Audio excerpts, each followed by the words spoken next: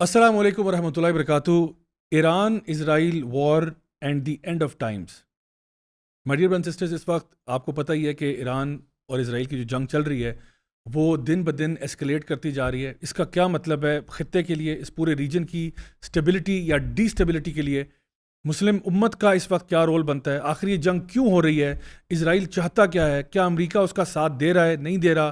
اور باقی جو ممالک ہیں وہ اس وقت کیا کردار پلے کر رہے ہیں؟ آج تو ہمارا بنیادی موضوع یہی ٹاپک ہے، کیونکہ میں سمجھتا ہوں اس کے اوپر بہت سارے لوگ کنفیوژنس کا بھی شکار ہیں. کچھ ہمارے سوشل میڈیا انفلوئنسرز بھی ہیں جو عجیب عجیب باتیں جو ہے لوگوں میں پھیلا رہے ہیں، کنفیوز کر رہے ہیں.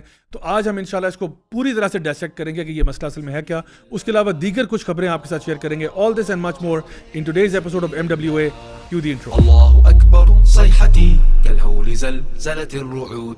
الله أكبر صيحتي كالهول زلزلت الرعود. وهويتي أنا مسلم والعنو مجدان الوحيد. الله جدد في سبيل الله. الله جدد في سبيل الله. بسم اللہ الحمد للہ والصلاۃ والسلام علی رسول اللہ وعلی آلہ وصحبہ اجمعین. اما بعد فاعوذ باللہ من الشیطان الرجیم. بسم اللہ الرحمن الرحیم. رب اشرح لی صدری ویسر لی امری واحلل عقدۃ من لسانی یفقہوا قولی. السلام علیکم ورحمۃ اللہ وبرکاتہ. My dear brothers and sisters, and welcome to another episode of MWA. That's Maulvi with an attitude with me Raja Zia الحق. اور آج جی جیسا کہ میں نے انٹروڈکشن میں بتایا کہ ہمارا ٹاپک جو ہے وہ بہت گرما گرم ہے. آج ہمارے ساتھ ایک اسپیشل گیسٹ بھی ہیں. میں ان کو اینڈ میں تعارف کراؤں گا. پہلے میں اپنے گرائی، اپنے دوست، اپنے سنگی دانیال عبداللہ بھائی کی طرف آتا ہوں. دانیال بھائی، welcome to the podcast. کیسے آپ؟ خیریت سے ہیں؟ الحمدللہ. تو پالیسی ریسرچ کیسی چل رہی ہے آج کل آپ کی؟ الحمدللہ. بہترین چل رہی ہے. بہترین. اس کے ساتھ ساتھ ہی ہمارے پاس میں وہ ورڈ یوز نہیں کروں گا جو میں عام طور پہ کرتا ہوتا ہوں، ملک عاشر بھائی یہاں موجود ہیں. ملک عاشر بھائی، welcome to the podcast. جزاک اللہ خیر. اچھا ہوا آپ نے بھی ٹائم نکالا، آپ کا چہرہ دیکھے ہوئے کافی عرصہ ہو گیا تھا. تو it's good to have you on the podcast. اور آج کی جو ہماری جو اسپیشل گیسٹ ہیں، اسٹے ٹیونڈ، وہ ہمارے فارمر سینیٹر مشتاق احمد صاحب ہیں. مشتاق صاحب، welcome to the podcast. Thank you, بہت شکریہ. اچھا مشتاق صاحب، میں آپ سے بات کا آغاز کروں گا.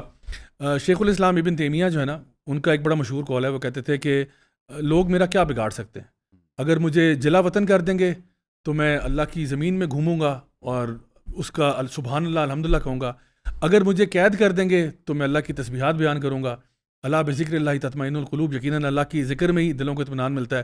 اور اگر مجھے قتل بھی کر دیں گے تو شہادت سے بڑا اور ہمارے لیے رتبہ اور منزلت کیا ہو سکتی ہے؟ تو میں نے سنا تھا کہ کچھ حال ہی میں آپ کوئی اللہ کا ذکر کرنے کے لیے آپ بھی کوئی پٹیالہ جیل چلے گئے تھے. تو میں جاننا چاہ رہا تھا کہ آخر یہ معاملہ کیسے ہو گیا؟ کیا قصور کیا آپ نے؟ کیا گناہ ہو گیا آپ سے کہ آپ پٹیالہ جیل پہنچ گئے اللہ کے ذکر کے لیے؟ بسم اللہ الرحمن الرحیم. بہت شکریہ صاحب. آپ نے امام ابن تیمیہ کی بہت بڑی شخصیت ہیں، ان کی بات کی. تو میں آج کے دور کی امام ابن تیمیہ کے ایک فالوور محمد قطب کی، سید قطب کی ایک اس میں تھوڑا سا اس کی اضافہ کر لوں. انہوں نے بھی اس سے ملتی جلتی ایک بات کی ہے. انہوں نے کہا کہ دنیا میں انسان کی زندگی میں دو ہی دن ہیں. ایک وہ دن ہے جس دن اس نے مرنا ہے، اس دن اس کو موت سے کوئی نہیں بچا سکتا. اس دن موت سے خوف جو ہے اس کو کوئی فائدہ نہیں دے. اور ایک دن وہ ہے جس دن اس نے نہیں مرنا، تو اس دن موت کا خوف کر کے وہ بیوقوفی اور پاگل پن وہ کر رہا ہے. تو اس لیے موت کا خوف اور رزق کا خوف، یہ دو چیزیں ایسی ہے کہ جو انسان کو کمپرومائز کر لیتا ہے. اور ان دونوں کا ذمہ اللہ نے اپنے ہاتھ میں رکھا ہوا ہے، انسانوں کے ہاتھ میں نہیں دیا. اس لیے ایک نظریاتی آدمی، ایک مومن، ایک مسلمان، ایک امتی، قرآن و سنت کے ایک فالوور، وہ کبھی بھی موت اور رزق کے حوالے سے خوف کا شکار نہیں ہوگا. جہاں تک آپ نے بات کی، گزشتہ 1.5 سال سے، بلکہ تقریباً یہ 2 سال ہونے کو ہے کہ ہم اسلام آباد میں بالخصوص اور پورے پاکستان میں غزہ کی جو درد ہے اس کو بیان کر. بے شک. اور اس حوالے سے تقریباً کوئی 5-6 مقدمات میرے اوپر، جس میں کوئی 25-30 دفعات، جس میں اکثریت جو ہیں وہ دہشت گردی کے اور اینٹی اسٹیٹ ہیں، وہ میرے اوپر، پھر میری اہلیہ کے اوپر، بچوں کے اوپر، میرے ساتھ جو کام کرنے والے والنٹیئرز ہیں، رضاکار ہیں، ان کے اوپر جو ہیں وہ لگائے گئے ہیں. کئی دفعہ گرفتار کیا گیا. پہلے بھی ہم گرفتار ہو گئے، اڈیالہ جیل گئے تھے. اس دفعہ تو عید سے پہلے مجھے اور میری اہلیہ اور میری بیٹی، بڑی بیٹی، ان کو گرفتار کر کے اڈیالہ جیل میں تقریباً 7-8 دنوں کے لیے وہ رکھا گیا. اچھا اب آپ دیکھیں بڑی ایک دلچسپ صورتحال ہے. یہ کوئی پروٹیسٹ نہیں تھا, یعنی اس دفعہ آپ دیکھ لیں ڈاکٹر اعلیٰ النجار, آپ جانتی ہیں ایک پیڈیاٹریشین تھی, جی اس کے 10 میں سے 9 بچے شہید ایک ہی وقت میں شہید ہو گئے. شوہر بھی ان کا ڈاکٹر ہے. دونوں میاں بیوی نے گزشتہ 21 ماہ سے غزہ کے اندر رہتے ہوئے غزہ کے زخمیوں کی, غزہ کے بچوں کی ان کی خدمت کی ہے, علاج معالجہ کیا ہے. ان کی جب شہادت ہو گئی تو ظاہر ایک ماں کے لیے یہ بہت, یعنی 9 بچے نہیں سوچ سکتا 9 بچے اپنے ہاتھوں سے قبر کی گود میں اتارنا, دل کے ٹکڑے, جگر گوشے, یہ کہنے میں تو آسان ہے لیکن اس کا انسان تصور کرے. تو اس کے اوپر میری اہلیہ کی یہ خواہش تھی کہ میں ایک تعزیتی کیمپ لگاؤں اسلام آباد پریس کلب کے سامنے. اس میں ڈاکٹرز آئے, فیمیل ڈاکٹرز, اس لیے کہ وہ ایک ڈاکٹر تھی, اور مائیں آئیں اس لیے کہ وہ ایک ماں تھی, اور بچے آئے اس لیے کہ 9 بچے ایک ہی خاندان کے, ایک ہی ماں کے, وہ شہید ہو گئے. تو وہ انہوں نے کیمپ لگایا 3 دن کا, جمعہ, ہفتہ, اتوار. تو وہ کیمپ کے اوپر انہیں دعویٰ بول دیا, وہ گرا دیا کیمپ, اور ان کو تھانے میں بند کر دیا, پھر ان کو جیل بھیج دیا. اور اس دوران جب انہی کے ظاہر اس میں میرے نہیں آنا تھا, وہ کوئی پروٹیسٹ نہیں تھا, کوئی جلسہ نہیں تھا, کوئی جلوس نہیں تھا, کوئی اور اس طرح کا کوئی پروگرام نہیں تھا, کوئی سڑک اس سے بند نہیں ہوئی تھی. ایک تعزیتی کہ جس میں بچے, مائیں اور ڈاکٹر آئیں, تعزیتی پیغام لکھیں, اور ہم یہ سارے پیغامات جو ہیں غزہ میں ڈاکٹر اعلیٰ النجار تک پہنچائیں. تو پھر میں نے اس پروٹیسٹ کو جاری رکھا. مجھے بھی انہوں نے گرفتار کیا, اور گرفتار ہمارے ساتھ ساتھی جو انہوں نے کیے, ایک تو ان کے اوپر تشدد کیا, اس میں کچھ علماء تھے, مفتی تھے, ان کی پگڑیاں گرا دی, ان کے اوپر تشدد کیا اسلام آباد پولیس نے, اور بہت ہی نامناسب رویہ اور الفاظ تھے. اور پھر مجھے عدالت میں پیش کیے بغیر اپنے ساتھیوں سمیت اڈیالہ جیل بھیج دیا گیا, اور اڈیالہ جیل میں میری ملاقاتوں کے اوپر جو ہیں وہ پابندی لگا دی گئی. آج بھی آپ کے پروگرام میں آنے سے پہلے میں انسدادی دہشت گردی کی عدالت میں اپنے 30 ساتھیوں کے ساتھ پیش ہوا ہوں, اور میں نے یہ دہشت گردی کی تھی کہ میں نے فری فلسطین زندہ باد کے نعرے اور اسرائیل مرد آباد کے نعرے اسلام آباد میں لگائے تھے, جس کی وجہ سے میرے اوپر انسدادی دہشت گردی کی عدالت میں, یعنی میرے اوپر دہشت گردی کے مقدمات قائم کیے گئے, اور آج میری انسدادی دہشت گردی کی عدالت میں پیشی. تو ایشو یہ ہے کہ غزہ کا درد بیان کرنا. حکومت ایک طرف تو کہتی ہے کہ ہم غزہ کے ساتھ ہیں, آپ دیکھیں ابھی ریسنٹلی ہالینڈ میں کتنا بڑا مظاہرہ ہوا, بہت بڑا, خواتین, مرد, بچے, بوڑھے, جوان, طلبہ, مزدور, صحافی, وکلا, ہر طبقے کے لوگ بڑی تعداد میں نکل آئے تھے, اور فری فری پیلسٹائن اس کے نعرے جو ہیں وہ لگا رہے تھے. آخر اسلام آباد میں کیوں جناح ایوینیو کے اوپر لوگ نہیں نکل سکتے, اور ہم تو جناح ایوینیو کے, ہم تو تعزیت جو ہیں وہ کرنا چاہتے ہیں. تو آپ نے اسلام آباد کو فلسطین کے حوالے سے ایک نو گو ایریا جو ہیں وہ بنایا ہوا ہے, اور یہی ہمارا جرم ہے. اسی کی بنیاد پہ ہمارے اوپر دہشت گردی کے, اسی کے بنیاد پہ ہمارے اوپر اینٹی اسٹیٹ کے مقدمات, اور 2 دفعہ اڈیالہ جیل کے اندر ہمیں بھیجا گیا. تو نعرے یہ لگاتے ہیں کہ ہم فلسطین کا, لیکن اگر آپ ان کا وہ دیکھ لیں, یہ بہت امپورٹنٹ ہے کہ لپ سروس کے علاوہ اگر آپ دیکھ لیں کہ 21 ماہ سے حکومت پاکستان نے عملاً کیا ہے, تو رزلٹ زیرو ہے. مثلا آپ نے ساؤتھ افریقہ کے ساتھ, اگرچہ اب وہ ایک اس کو کہہ سکتے ہیں کہ ایک سپرفیشل قسم کی, کاسمیٹک قسم کی ایکٹیویٹی ہے, لیکن بہرحال ڈائریکشن کا تعین کرتا ہے. آپ ICJ میں پارٹی بن گئے, آپ نے غزہ کے اندر یا سینائی ڈیزرٹ کے اندر کوئی فیلڈ ہاسپیٹل قائم کرنے کی کوشش کی, آپ نے غزہ کی ناکہ توڑنے اور وہاں پہ ادویات, خوراک اور ضروریاتی زندگی پہنچانے کے لیے ترکی, ملیشیا, پاکستان, مصر یا دیگر ممالک کے ساتھ کوئی کیمپین لانچ کی. آپ نے نیتن یاہو کے یا ان کے جو نیشنل سیکیورٹی کے منسٹر ہیں, جس کو کرائم اگینسٹ ہیومینٹی کا مرتکب قرار دیا, وار کرائمز کا مرتکب قرار دیا گیا, ان کے خلاف کوئی کیمپین کو وہ آپ نے آگے بڑھائے ہیں. ایسی کوئی چیز نہیں ہے، ایسی کوئی، حالانکہ ہمارے ساتھ معاہدہ جو کیا گیا اس میں حکومت پاکستان نے تحریراً مان لیا، سوشل میڈیا پر اعلان کر دیا اور پریس ریلیز جاری کر دی کہ ہم آئی سی جے میں پارٹی بنیں گے، ہم 8 فلوٹیلا اس کی کوشش کریں گے، ہم وہاں سے زخمیوں کو نکالنے یا پھر ہاسپٹل قائم کرنے کی کوشش کریں گے۔ اس میں سے کوئی چیز نہیں، بلکہ ہمارے ساتھ یہ معاہدہ بھی کیا گیا کہ ہمارے جو 2 ساتھی شہید ہو گئے تھے ان کو انصاف دیا جائے گا۔ ابھی تک ان کو انصاف نہیں ملا۔ ہمارے اوپر جو مقدمات قائم کیے گئے ہیں دہشت گردی کے اینٹی اسٹیٹ، وہ ختم کر دیے جائیں گے، وہ ختم نہیں کر دیے گئے۔ تو لپ سروس عملاً کچھ نہیں۔ عملاً جب وقت آیا ہے، یہ بات میں بتا دینا چاہتا ہوں، تو انہوں نے کمپلیکس بنے ہیں یہ اسرائیل کے لیے۔ مثلا انہوں نے 11 افراد جو اسرائیل گئے اور ان کو ان علاقوں کا وزٹ کرایا گیا جہاں طوفان الاقصی میں حملہ کیا تھا حماس۔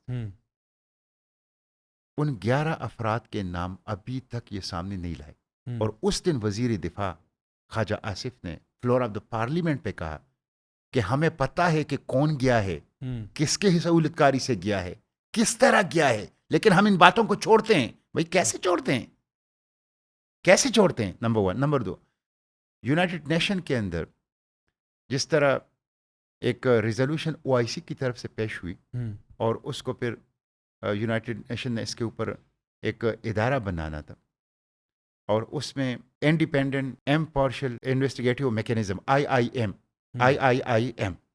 وہ ایک بننا تھا، جس میں نیتن یاہو اور اس کے جو نیشنل سیکیورٹی کے منسٹر ہے ان کے گلے میں پندہ پڑنا تھا۔ پاکستان نے اس ریزولوشن کو ڈرافٹ کیا تھا، اس کا جو انیشل ڈرافٹ تھا اس میں یہ IIM موجود تھا، اس کا جو ڈرافٹ پیش ہوا اس میں نہیں تھا۔ اس میں طوفان الاقصی کی مذمت کی گئی تاکہ ظالم اور مظلوم کو برابر کیا جائے، اور وہ ایک ایسی ریزولوشن تھی جس پہ امریکن جوش کانگریس نے پاکستان کی باقاعدہ پریس ریلیز جاری کر کے تحسین کی، جس سے ہمیں دکھ پہنچا۔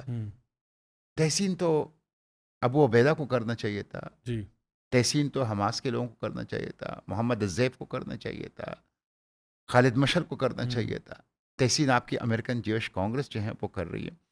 تو جرم ہمارا یہ ہے کہ ہم غزہ کی آواز اٹھاتے ہیں، اس کے لیے جیلوں میں بند کیا جاتا ہے، اس کے لیے دہشت گردی کے مقدمات قائم کیے جاتے ہیں، اس کے لیے ہم عدالتوں میں چکر لگاتے ہیں، لیکن انشاءاللہ ہم اس جدوجہد کو جاری رکھیں گے۔ اچھا سینٹر صاحب، میں آپ کو جانتا ہوں، آپ ماشاءاللہ ہمیشہ سے آپ نے پیسفل پروٹیسٹ ہی کیے ہیں، جب بھی کہیں کیے ہیں۔ ابھی تو یہ تو تعزیتی کیمپ تھا، اس میں تو پروٹیسٹ کا نام بھی نہیں تھا۔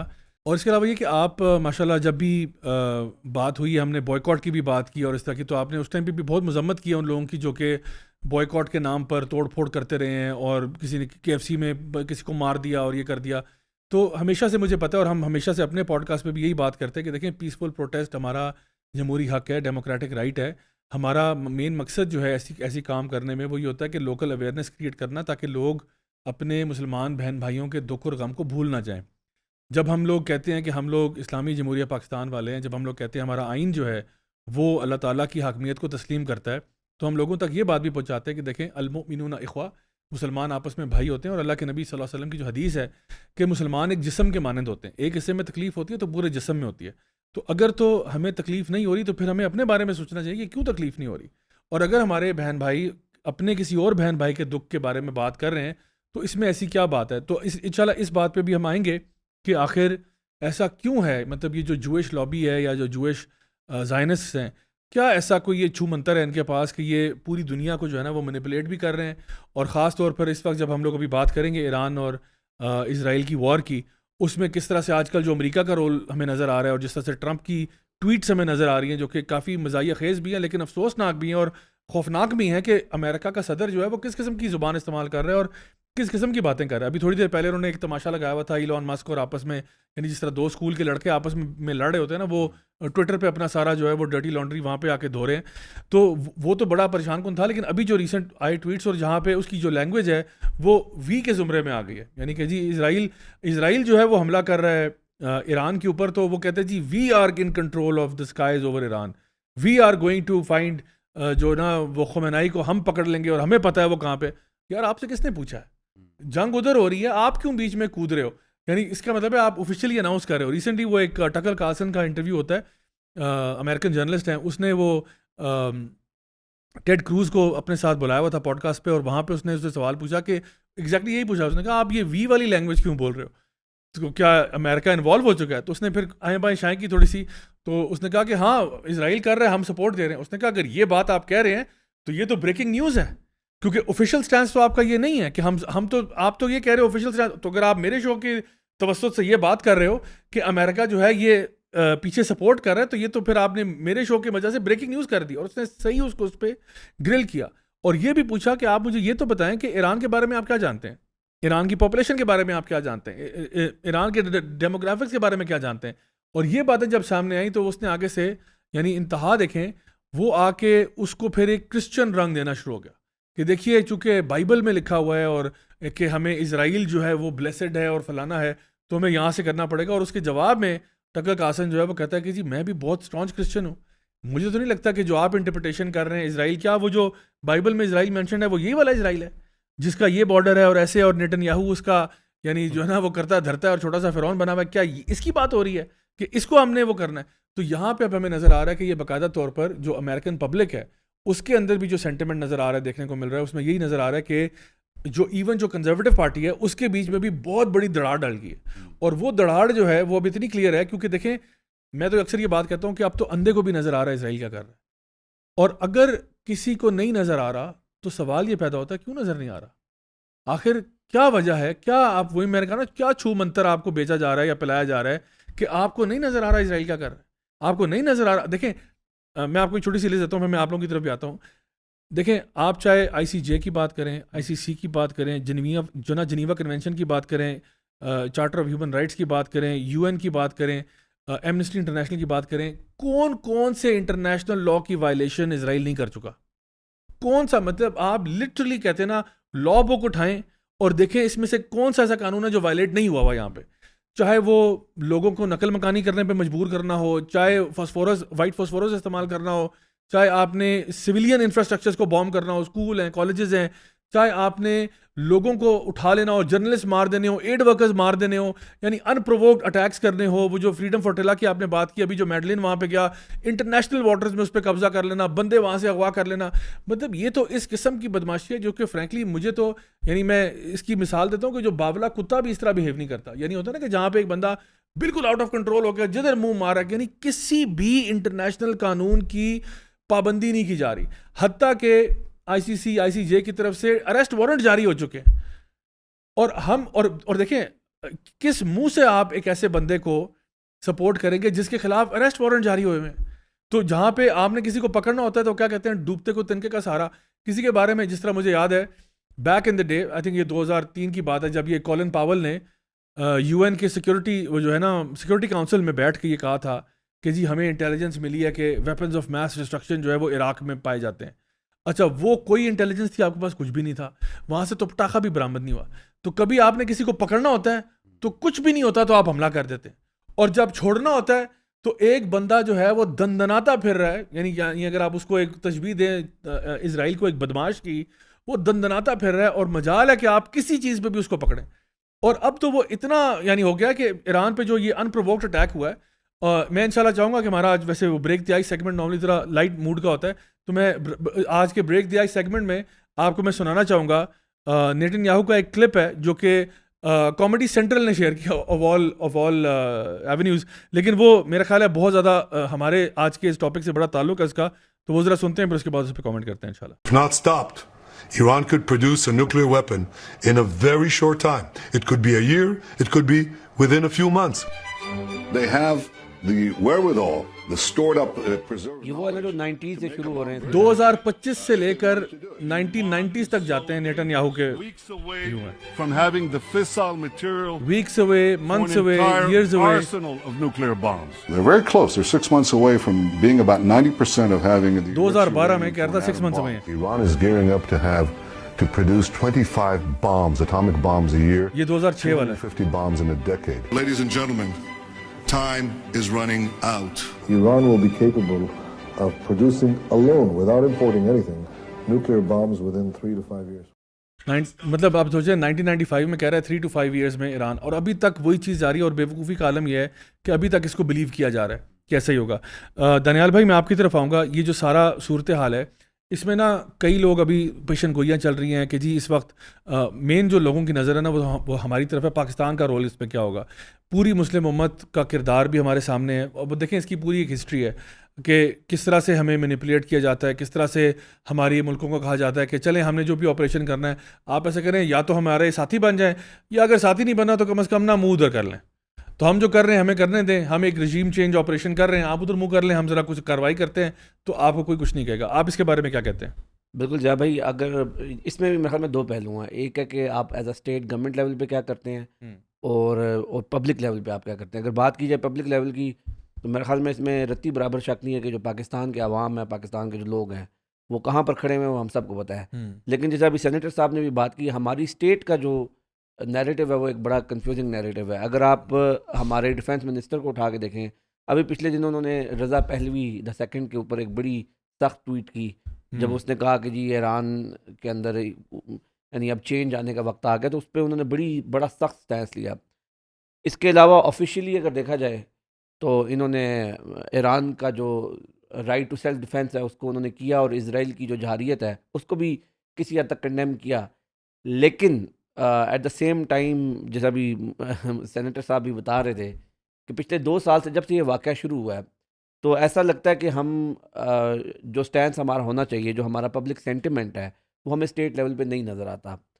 ماضی میں اگر دیکھا جائے تو جب پرویز مشرف نے وار آن ٹیرر میں ویسٹ کا ساتھ دیا تو اس کے نتائج ہم آج تک بھگت رہے ہیں. ہمارے اسپیشلی یہ جو ہمارے ویسٹرن صوبے ہیں دو, ان کے اندر جو ٹیررزم, اور بالعموم پوری کنٹری کے اندر جو ٹیررزم کی لہر آئی, تو آج بھی لوگ جو ہیں وہ اس سے متاثر ہیں. آج بھی اس کا ہماری گورننس کے اوپر بہت زیادہ اس کے ڈیپ امپیکٹس ہیں.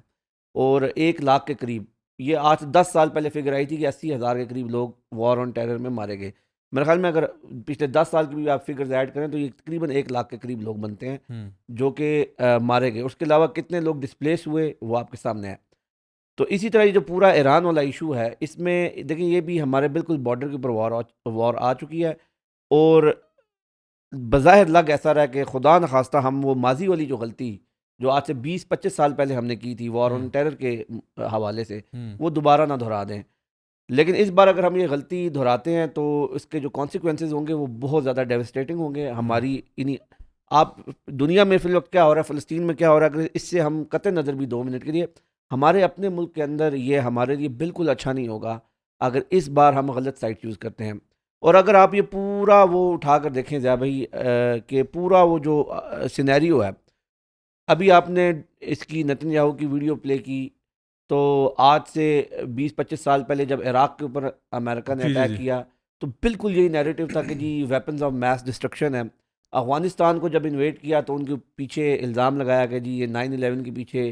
اچھا, بلکہ سوری میں آپ کی بات بیچ میں انٹرپٹ کر رہا ہوں, وہ 2005 کا اسی کا نیتن یاہو کا انٹرویو تھا جس میں یہ امریکن سینیٹرز کو کنونس کرنا چاہ رہا تھا کہ عراق کو اگر آپ نے نہیں ایلیمنیٹ کیا تو بڑا یہ مسئلہ ہو جائے گا, اور اس کو میں گارنٹی دیتا ہوں, اس کے الفاظ ہیں, میں گارنٹی کرتا ہوں کہ آپ عراق کو ایلیمنیٹ کریں تو بڑے پازیٹیو ریوربریشنز آپ کو فیل ہوں گے کہ کتنے اچھے. تو ہم نے تو فیل کر لیے ریوربریشنز. ضیاء بھائی نہ صرف یہ دیکھیں, وہ تو دنیا نے پھر حقیقت دنیا کے سامنے آ گئی. عراق میں سے کیا نکلا, آپ نے خود کا پٹاخہ بھی نہیں نکلا, تہس نہس کر دیا, پورا ریجن ڈیسٹیبلائز کر دیا. اس کے بعد جو ریجن میں جو حالات ہوئے اور آئیسس جیسی چیزیں وجود میں آئیں اور اس کا جو نقصان ہوا وہ آپ کے سامنے ہے. بلکہ دیکھیں جو رائٹ ونگ کے, ایکسٹریم رائٹ ونگ کے وہ لوگ جنہوں نے پوری جو وار آن یہ عراق وار کو سیل کیا تھا, وہ لوگ اب خود شرمندہ ہیں اور وہ پبلکلی کہتے ہیں. مثلا ابھی آپ نے ایگزامپل دی جو ابھی ریسنٹلی ٹرینڈ بھی کر رہا ہے آج کل, ٹیڈ کروز اور کارل ٹکر کا جو انٹرویو ہے, اس میں اس نے کہا ٹکر نے کہا کہ عراق کی وار کے ہم سب سے زیادہ وہ تھے, اور ہمیں اب اندازہ ہوتا ہے کہ یہ ہماری بہت بڑی غلطی تھی.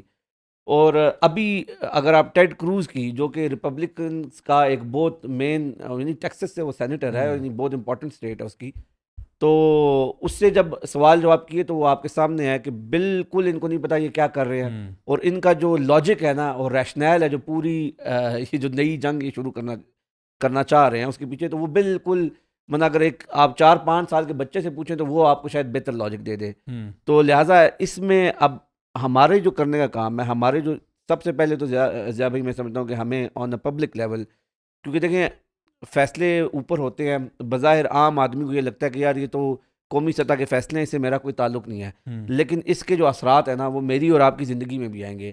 یہ جنگ جو بالکل ہمارے ڈور سٹیپ پر آ چکی ہے، اگر اس میں ہم غلط سائڈ چوز کرتے ہیں تو یہ جو آگ کے شعلے ہیں نا یہ ہمارے دامن کو بھی لپیٹ میں لے لیں گے. تو ہمیں ایز اے قوم، ایز انڈیویجول سٹیزنز میں یہ سمجھتا ہوں کہ اس پہ بالکل کلیئر ہونا چاہیے. سب سے پہلے تو اپنے فیکٹس اور اپنی ریسرچ کو آپ بالکل وہ اپ ٹو ڈیٹ رکھیں، اور اس کے علاوہ اس پہ ہمیں ایک ایسا قومی نیریٹو بلڈ کرنے کی ضرورت ہے کہ ہمارے جو ڈیسیژن میکرز ہیں ان کے اوپر یقیناً بہت پریشر ہے. ابھی ہمارے جو آرمی چیف ہیں وہ ابھی یو ایس بھی گئے ہوئے ہیں، اور انٹرسٹنگلی جو آئی ایس پی آر کی اسٹیٹمنٹ آئی ہے اس میں ایران کا کوئی ذکر نہیں ہے، لیکن جو وائٹ ہاؤس سے اسٹیٹمنٹ آئی ہے کہ اس ملاقات کا حوال کیا تھا، اس میں انہوں نے کلیئرلی کہا ہے کہ جی ٹرمپ اور آرمی چیف صاحب کی ایران ایشو پر بھی بات ہوئی ہے. اب وہ کیا بات ہوئی ہے، یعنی one can only imagine Trump کیا ہی تقاضا کرے گا پاکستان کے آرمی چیف سے، تو وہ آپ خود امیجن کر سکتے ہیں. تو اس میں ضیاء بھائی ہمیں بالکل اس بار اگر ہم سے بھول چوک ہو گئی تو اس کے جو کانسیکوینسز ہوں گے نا وہ بڑے وہ ڈیزاسٹرس بہت ڈیزاسٹرس. اچھا میں انشاءاللہ وہ سینیٹر صاحب سے پوچھتا ہوں. اچھا عاشر مجھے یہ بتائیں، ماشاءاللہ آپ ذرا سائیکالوجی سائڈ پہ بھی چیزوں کو دیکھتے ہیں. میں ایک انٹرسٹنگ چیز آبزرو کر رہا ہوں کہ یہ جو نیتن یاہو ہے یہ تو کوئی سائیکوپیتھ ٹائپ بندہ ہے. اس کا مطلب جب آپ اس کا پورا ٹریک ریکارڈ دیکھتے ہیں نا یہ تھرو آؤٹ وار مانگرنگ کرتا رہا ہے. یعنی آپ کسی کا دیکھتے ہو نا کہ یار یہ بندہ کوئی نفسیاتی مریض تو نہیں ہے، تو we should probably do an assessment on his psychological state کہ کیا بندہ ہے.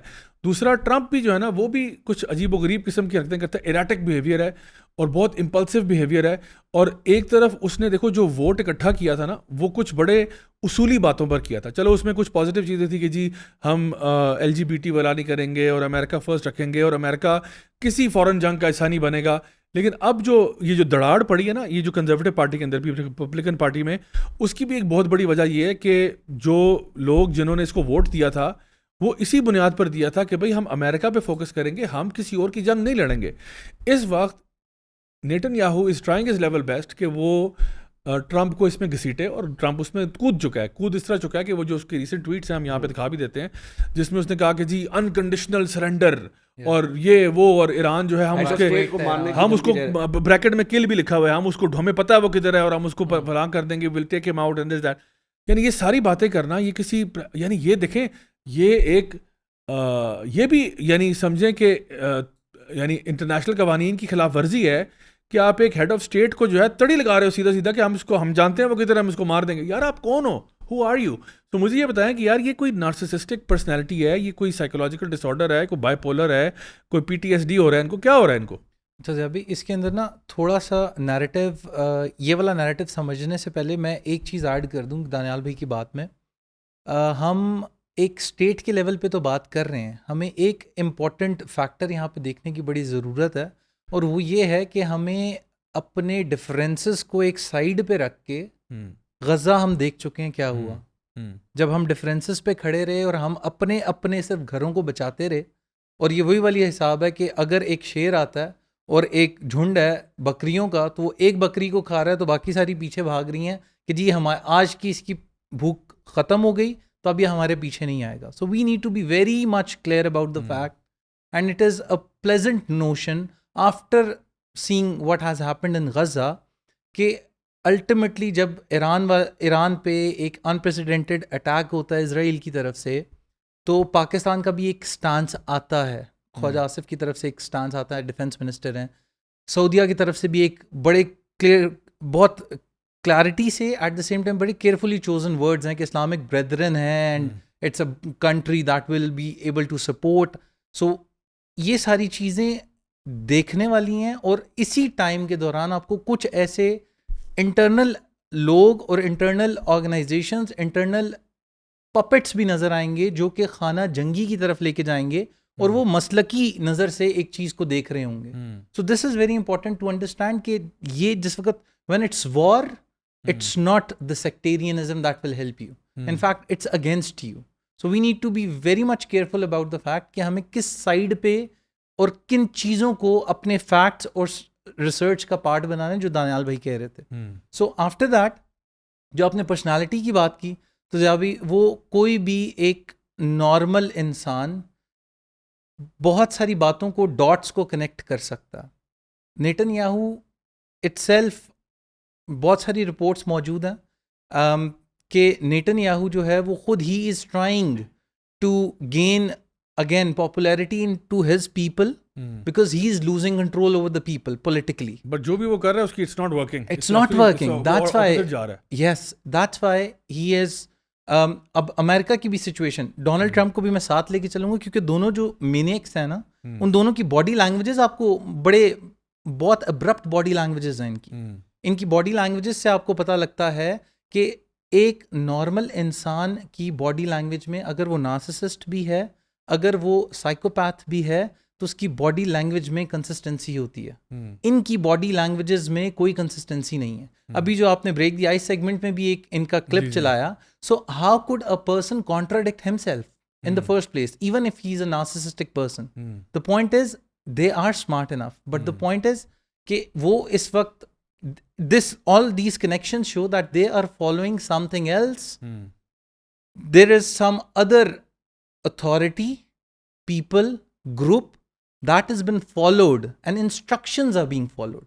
اسی لیے وہ کچھ ایک مومنٹ کے اندر آ کے سٹانس کچھ اور ہو جاتا ہے, ایٹ دا سیم ٹائم کہیں پہ کچھ اور چل جاتا ہے. سو ان سارے اسٹیجز کے اوپر آپ جب دیکھتے ہیں تو امریکہ آلریڈی یوکرین میں ایک وار کو سپورٹ کر رہا ہے.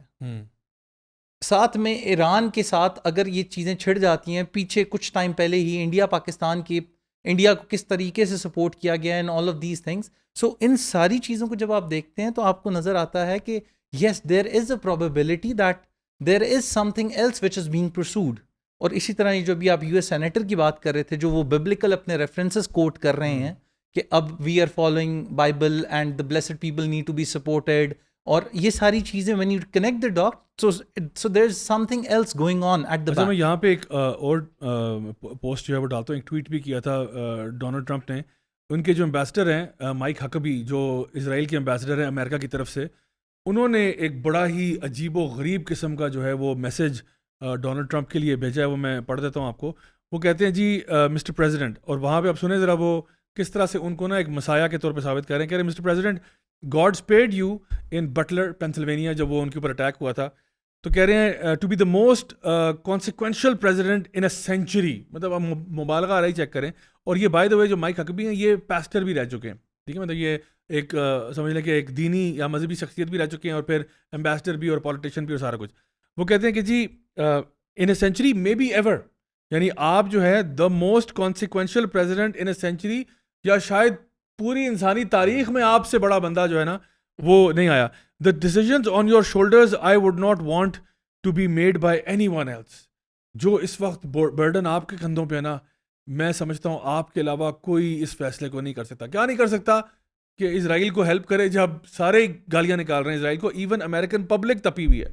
اور شاید میں فیوچر پریڈکشن اگر تھوڑی سی دوں آپ کو, تو اگر اس امریکہ اناؤنس کرتا ہے کہ جی ہم بوٹس آن گراؤنڈ, تو شاید چانس اتنا زیادہ نہیں ہے, لیکن چلو اگر وہ انوالومنٹ بھی شو کرتا ہے نا کہ ابھی تو کیا کر رہا ہے ان کے لیے میزائل ڈیفلیکشن کر رہا ہے یا ان کے ریفیولنگ میں ہیلپ کر دیتا ہے. لیکن اگر امریکہ مین اسٹریم آتا ہے نا کہ جی ہم اپنے جہازوں کے ساتھ اور اس کے ساتھ حملہ کریں گے ایران کے اوپر, اسرائیل کے شانہ بشانہ, تو امریکن پبلک کی طرف سے جو اپرور ہوگا وہ ایک ڈفرینٹ چیز ہے آل ٹوگیدر, جو کہ شاید ابھی انہوں نے اس کو وہ نہیں ڈالا. لیکن دیکھیں کس طرح سے دھڑلے سے یہ ان کو بتا رہا ہے کہ جو آپ کے کندھوں پہ جو رسپانسبلٹی ہے بہت بڑی ہے.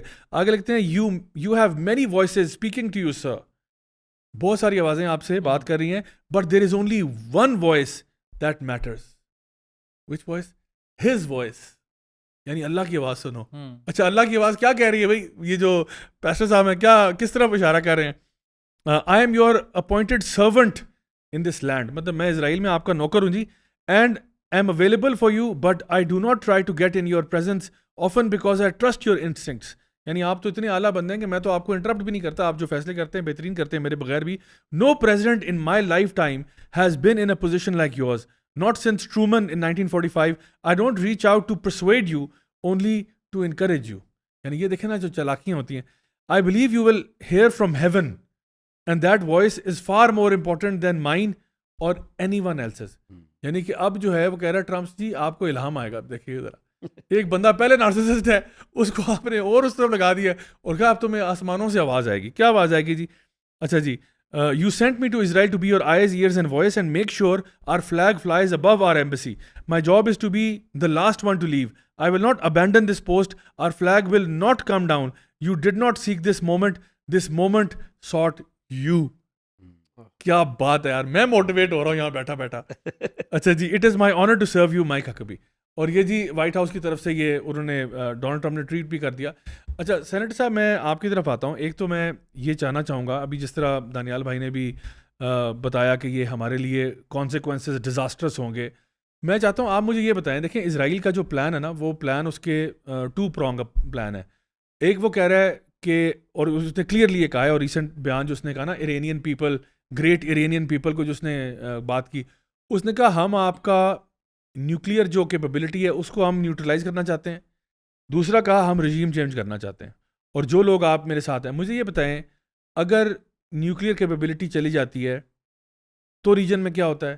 اگر رجیم چینج ہو جاتا ہے یا ایران کو اس سے بھی ورس کوئی حرکت کی جاتی ہے, تو مجھے بتائیں اس کا ایک پاسبل امپیکٹ کیا ہو سکتا ہے؟ مطلب ہم جب ایک پریکٹیکلی سوچتے ہیں کیا ہوگا خطے میں, یعنی کیا کون کون سی جماعتیں ایکٹیو ہو جائیں گی, کون کون سے گروپس ایکٹیویٹ ہو جائیں گے, کون کون سے لشکر ایکٹیویٹ ہو جائیں گے, خطے میں کیا ہوگا, ایران کا کیا بنے گا, پاکستان میں کیا ہوگا, بلوچستان کے بارڈر بہت پورس بارڈر ہے یہ یہاں سے, ادھر کیا ہوگا, افغانستان کا بارڈر بھی بڑا پورس ہے, وہاں پہ کیا ہوگا, what's going to happen in this region? دیکھیں راج صاحب, ایک چیز تو ہمیں سمجھنی چاہیے کہ جس وقت سے ہم گزر رہے ہیں یہ کئی صدیوں کا نازک ترین وقت ہے. عالم اسلام کا, امت مسلمہ کو ایک ایگزسٹینشیل تھریٹ کا سامنا ہے, ان کے ایک وجودی خطرے کا سامنا ہے, اور بالکل واضح نظر آ رہا ہے کہ پورا عالم اسلام اسرائیل کی آڑ میں, استعمار کے گھیرے میں, استعمار کی متحدہ قوت اور طاقت کے گھیرے میں ہے, جس میں یورپ ہے, جس میں امریکہ ہے, جس میں ہندوتوا کے لمبردار انڈیا بھی ہے, اسرائیل آگے ہے. تو ان سب کے گھیرے میں ہم محاصرے میں, ہم گھیرے میں ہیں. اور میں اس کو اتنا بڑا خطرہ سمجھتا ہوں راج صاحب کہ میں اسے منگول سے بڑا خطرہ سمجھتا ہوں. منگول کا ایک خطرہ تھا, وہ اپنے زمانے کی ایک نیوکلیئر اٹیک تھا. وہ اریگیشن چینل کو تباہ کر دیتا تھا, فصلوں کو جلا دیتا تھا, لائبریریوں کو جلا دیتا تھا, گھروں کو منہدم کر دیتا تھا, تہذیبوں کو تباہ کر دیتا تھا, سروں کے مینار تعمیر کر دیتا تھا, سب کچھ ختم کر دیتا تھا.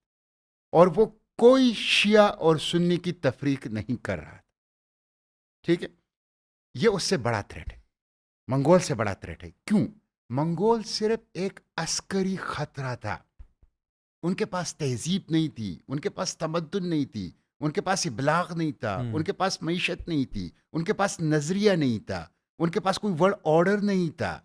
جبکہ یہ جو استعمار ہے, جس کا ایک ملٹری کیمپ کے طور پر اسرائیل جو ہے وہ کردار ادا کر رہا ہے, اور جس کی الائنس جو ہے وہ یورپ, امریکہ اور ہندوتوا ہے, یہ ایک ابلاغی, ایک معاشی, ایک سیاسی, ایک تہذیبی اور تمدنی ایک ہمگیر خطرہ ہے, جو میں سمجھتا ہوں 1400 سال میں شاید امت مسلمہ کو اتنے بڑے خطرے سے معاملہ پیش آیا. آپ نے اپنی گفتگو کے آغاز میں امام ابن تیمیہ کی بات کی. امام ابن تیمیہ ان شخصیات میں سے ہیں جو خود بنفس نفیس لڑے ہیں منگولوں کے خلاف, اور منگولوں کے خلاف لڑائی پر امت کو اس زمانے میں ابھار آیا نا, کہ بہت بڑی شخصیت ہے.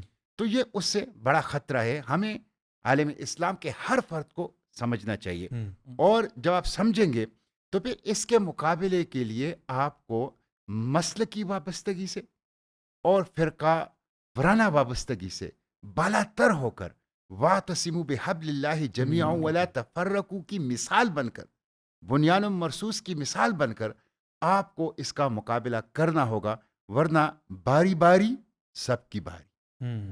اور ہمیں نظر آ رہا ہے لیبیا کی باری, شام کی باری, عراق کی باری, لبنان کی باری, غزہ کی باری, اور اب افغانستان کی باری, اور اب ایران کی باری.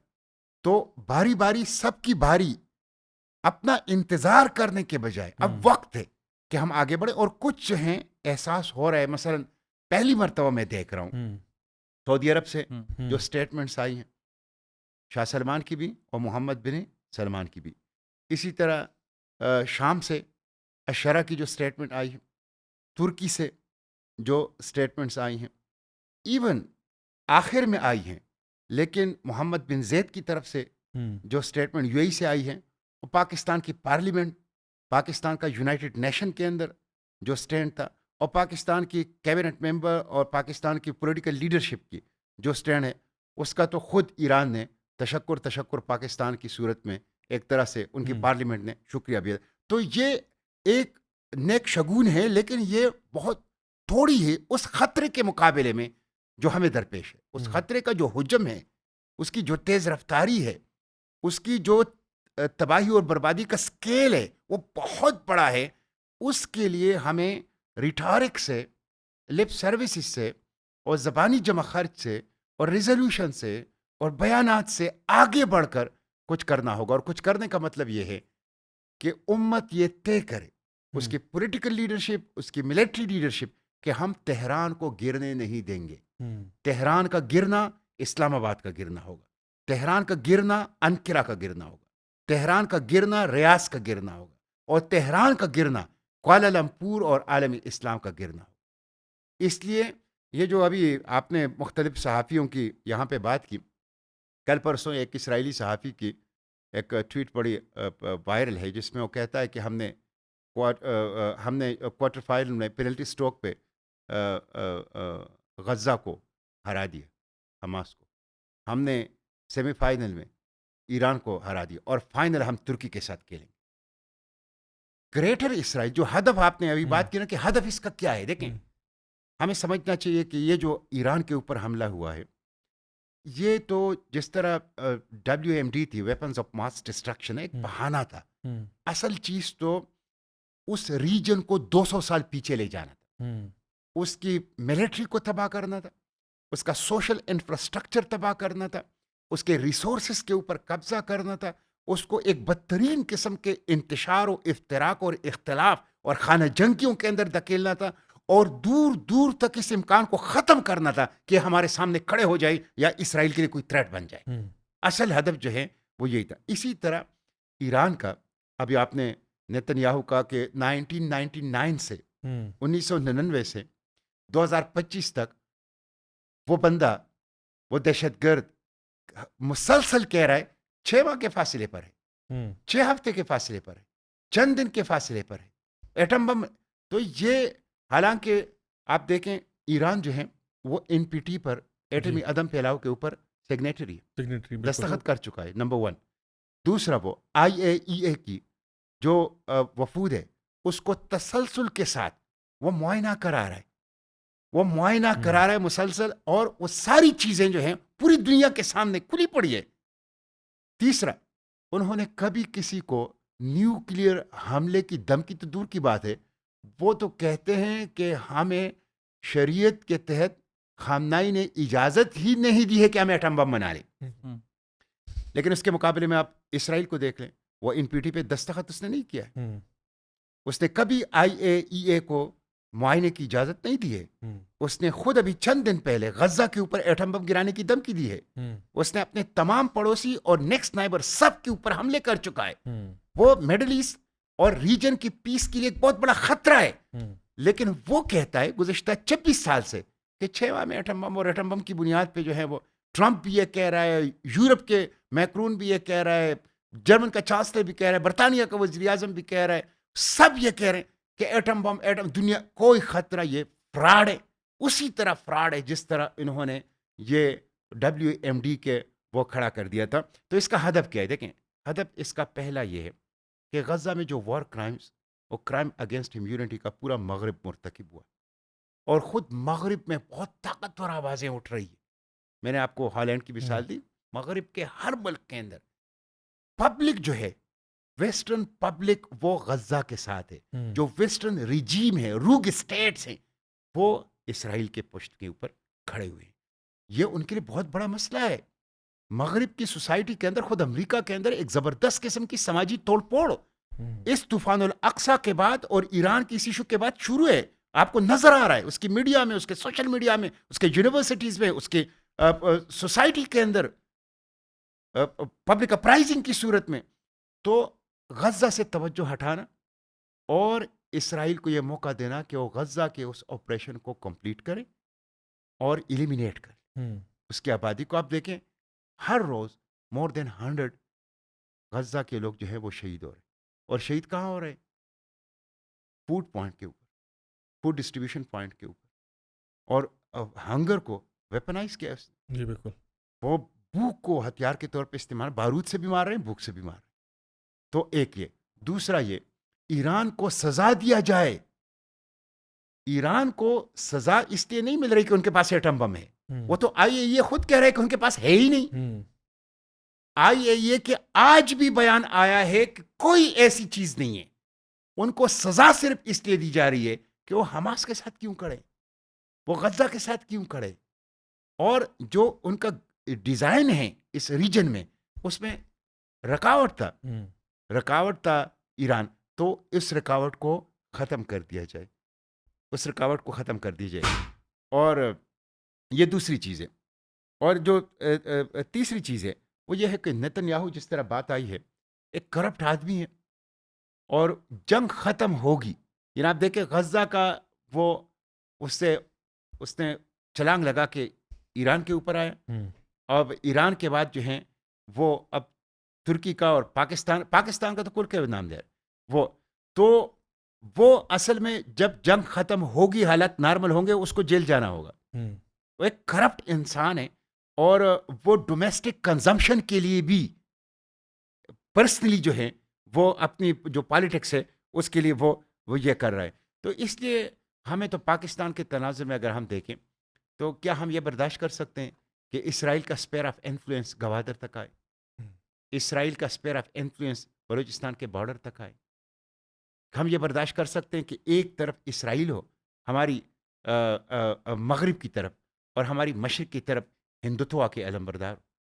یہ ہمارے لیے بالکل ناقابل برداشت, بالکل ناقابل برداشت ہے. اس لیے پاکستان کو بھی میں نے جس طرح عرض کیا کہ تہران کو ہم گرنے نہ دیں, کھلے ہوں چھپے ہوں سپورٹ کریں, ریزسٹنس کو قوت دیں. اور چند ایک چیزیں ہیں جس کو کرنا چاہیے پن پوائنٹڈ پورے OIC کو, پورے عالم اسلام کو. ایک تو یہ کہ آپ آئسولیشن کر لیں اسرائیل کی, isolation of Israel, delegitimise of Israel, اس کو کر لیں اسرائیل کو. اور یہ اب بالکل دنیا اس کے لیے تیار ہے, پوری دنیا اس کے لیے تیار ہے. دوسرا آپ یہ کر لیں کہ OIC کے ذریعے سے ایک کمپریہنسو ڈپلومیٹک آفینسو اٹھائیں, دنیا کو متحرک کرے, چین کو متحرک کرے, روس کو متحرک کرے, ساؤتھ افریقہ کو متحرک کرے, جو براعظم امریکہ کے ممالک ہیں, اسکینڈینیوین کنٹریز ہیں, ان کو متحرک کریں. اور جس طرح یہ ایک وجودی خطرہ ہے اس کا تدارک کریں, اس کے لیے حرکت میں آ جائیں. اور میں تو یہ کہتا ہوں کہ فوری طور پر نہیں تو مستقبل قریب میں نیٹو طرز کی ایک آرگنائزیشن جس میں مشترکہ دفاع ہو اور کسی ایک کے اوپر حملہ, سب کے اوپر حملہ, وہ تصور کیا جائے. آپ دیکھیں نا, کینیڈا سے, امریکہ سے, یورپ سے, انڈیا سے مدد پہنچ رہی ہے اسرائیل کے لیے. اس وقت تو ایران اکیلا پوری استعمار اور استعماری اتحاد کے مقابلے میں اکیلے کھڑا ہے. تو میں سمجھتا ہوں یہ بہت بڑا فیصلہ کن لمحہ ہے, پاکستان کے لیے بھی بہت فیصلہ کن لمحہ ہے. اس وقت جو ہیں وہ ریٹارک سے ہمیں آگے بڑھ کے عملاً جو ہے وہ کچھ کردار ادا کرنا. بے شک.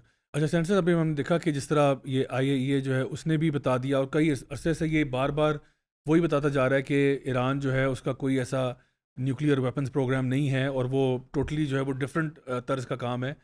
بلکہ حیران کن بات یہ ہے کہ جو ان کی ڈائریکٹر ہیں نیشنل انٹیلیجنس کی, تلسی گیبارڈ, انہوں نے ابھی 3 مہینے پہلے کی بات ہے, انہوں نے باقاعدہ طور پر, وہ ٹرمپ کی یعنی آپ سمجھیں اس کی پارٹی کی بندی ہیں اور ٹرمپ کی خاص مشیر ہیں, انہوں نے جا کے کلیئرلی کہا کہ جی میں گواہی دیتی ہوں کچھ بھی نہیں ہے. اور وہاں پہ ہم بھائی 3 مہینے پہلے کی بات ہے, یاد ہو نا کہ بہت پرانی بات ہو, اور جب ٹرمپ سے اس کے بارے میں پوچھا گیا تو وہ یہ کہہ رہے ہیں کہ جی اس کو کچھ نہیں پتا, میں آپ کو بتاتا ہوں. وہ آپ کو وزٹ کر کے پراپر انٹیلیجنس لا کے دے رہی ہے. وہ ڈائریکٹر ہے آف نیشنل انٹیلیجنس جی وہ آپ کو جا کے آن گراؤنڈ انٹیلیجنس اور دے رہی ہے. وہ رپورٹ پارلیمنٹ نے اڈاپٹ کی ہے پارلیمنٹ کی کمیٹی کے سامنے. بالکل. تو اس کو آپ نہیں مان رہے اور آپ اپنی پتہ نہیں کون سی روحانی کوئی آپ کو چیزیں پتہ چل رہی ہیں جس کی بیس پہ آپ کہہ رہے ہیں نہیں ایران صحیح کہہ رہا ہے. اچھا چلیں ایران پہ تو ہم بعد پہ آئیں گے کہ جی اس کے پاس نیوکلیئر ہے یا نہیں ہے, وہ تو ثابت ہو گیا نہیں ہے. اسرائیل کے پاس تو ہے, اسرائیل کے پاس تو ہے. اور وہ تو جتنا بھی آپ نے کہا کہ دیکھیں وہ جو اس کی بدماشی ہیں اور جو اس کی وہ ہم کیا بات کر رہے ہیں کہ انٹرنیشنل لا کی تو وہ کچھ سمجھتا ہی نہیں ہے.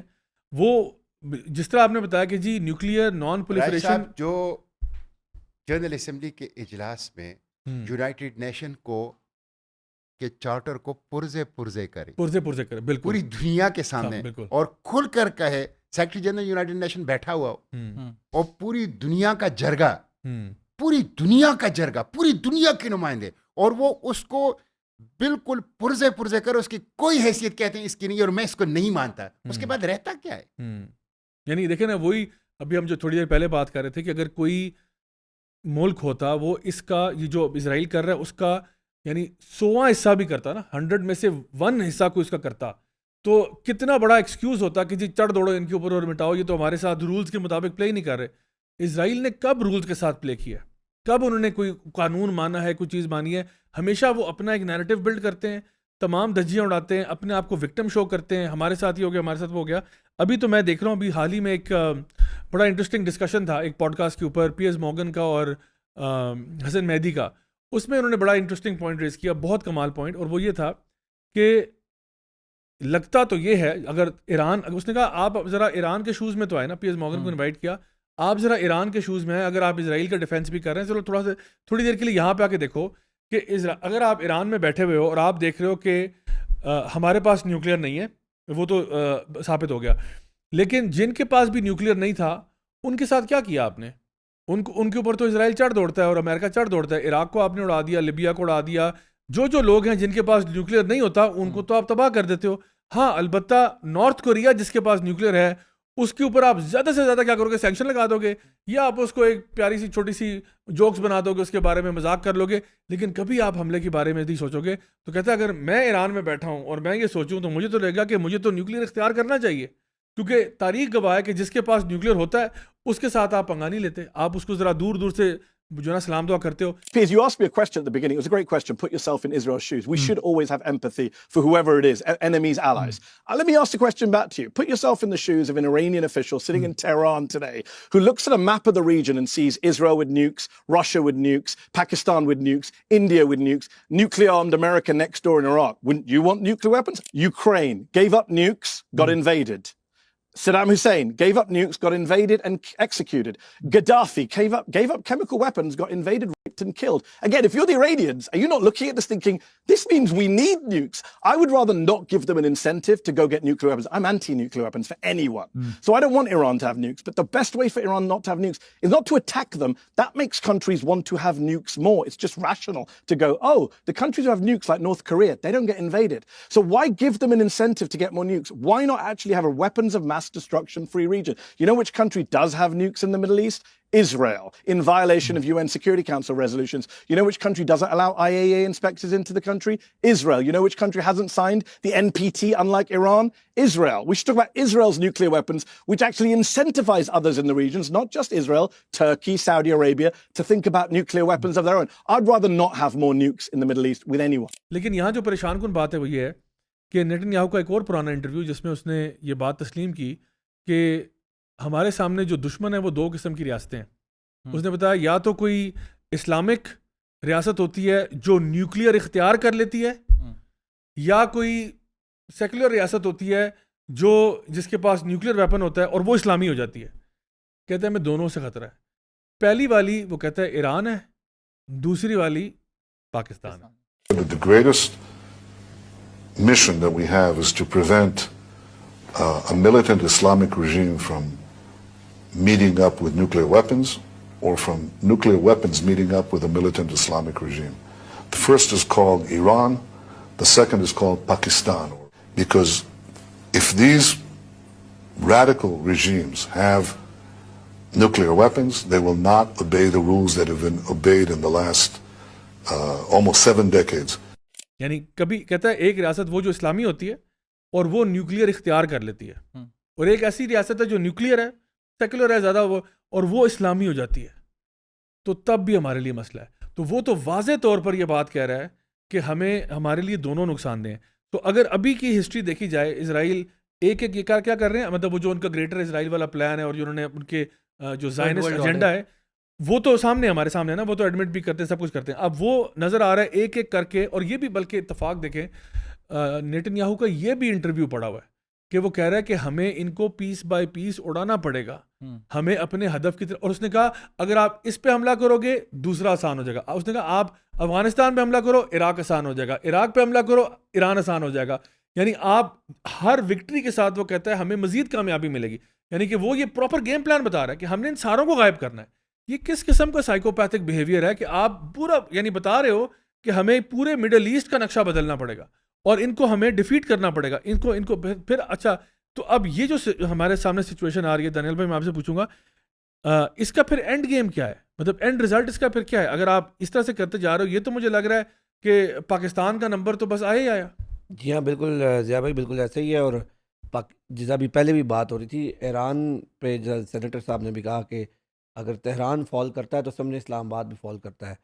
اور ضیاء بھائی اس سے پہلے جو نیوکلیئر کے حوالے سے بات ہو رہی تھی ایران کی نیوکلیئر کیپیبلٹیز کی, دیکھیں آپ کو پتہ ہے کہ پہلی بات تو یہ ہے کہ ایران نے اوباما کے ساتھ 2015 میں ایک نیوکلیئر ڈیل کر لی تھی, صحیح ہے. پھر ٹرمپ صاحب نے آتے ہی امریکہ کو اس نیوکلیئر ڈیل سے نکال دیا, صحیح ہے. یعنی عہد شکنی انہوں نے کی. اس کے بعد پھر جو بائیڈن دوبارہ اس ڈیل کو ریسٹور کرنا چاہتا تھا, خیر وہ نہیں, اسرائیل کی وجہ سے نہیں ہو سکی. ابھی جب ٹرمپ نے کہا کہ جی ایران نیوکلیئر ڈیل کرے, تو اس میں پھر جو ایرانین گورنمنٹ کی طرف سے جو ٹاپ نیوکلیئر نیگوشیٹر اپوائنٹ کیا گیا تھا, جی اس کو اسیسینیٹ کر دیا انہوں نے. ابھی یہ جو حملے ہوئے ہیں تو اس کو انہوں نے اسیسینیٹ کر دیا. تو یہ مطلب ہے کہ جہاں پر یہ جو ٹرمپ اپنی ٹویٹس میں بھی لکھتا ہے ٹوٹل سرنڈر یا ڈیل لے لو, ڈیل کر لو, تو وہ تو ہمیں بالکل واضح طور پر نظر آتا ہے یہ ڈیل نہیں کرنا چاہتے. رہی بات یہ کہ اب اگلا نمبر کس کا ہے, ضیاء بھائی بالکل یہ چیزیں ساری آن ریکارڈ ہیں, اور میرے خیال میں ہمارے جو ڈیسیژن میکرز ہیں, ہمارے جو ٹاپ کے جنرلز ہیں, ان کو یہ باتیں بالکل واضح طور پر پتہ ہے. اور ہم بس یہ ہے کہ ہم سٹنگ ڈکس کی طرح بیٹھے ہوئے ان کے آگے, اور ہم اپنا نمبر لگنے کا انتظار کر رہے ہیں.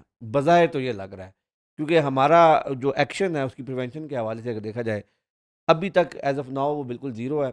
اور اگین اس پہ ہمیں انڈیویجول لیول پہ بھی ایز اے نیشن بھی جب تک ہم اس چیز کو اور اس خطرے کو اجاگر نہیں کرتے تو میرے خیال میں یہ زیادہ دور کی بات نہیں ہوگی. بلکہ میں کہیں پہ پڑھ رہا تھا کہ نیتن یاہو نے ہی کہا تھا کہ 25 میں ہم ایران کے اوپر وہ کریں گے, اس کے بعد 26 میں ہم پاکستان کو دیکھیں گے.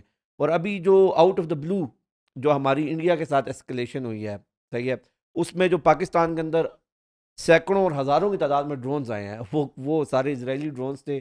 یہ بات ثابت ہو چکی ہے. اس کا یہ مطلب یعنی بالکل ہمیں یہ پتہ ہونا چاہیے کہ ایران آلریڈی پاکستان کے خلاف جو ان کا جو پلان ہے وہ اس کو انہوں نے ایگزیکیوٹ کرنا شروع کر دیا ہے. It's only a matter of time کہ وہ آفیشیلی پاکستان کے اوپر اپنا اٹیک لانچ کریں. اچھا ایک چیز یہ بھی ہے کہ جب ہم سے بات کی جاتی ہے کہ جی آپ ڈیل کر لیں, آپ ڈیل کر لیں, یعنی یہ مجھے سمجھ سے باہر ہے کہ دیکھیں ابھی ایران بھی تو امریکہ کے ساتھ ڈیل ہی کر رہا تھا نا.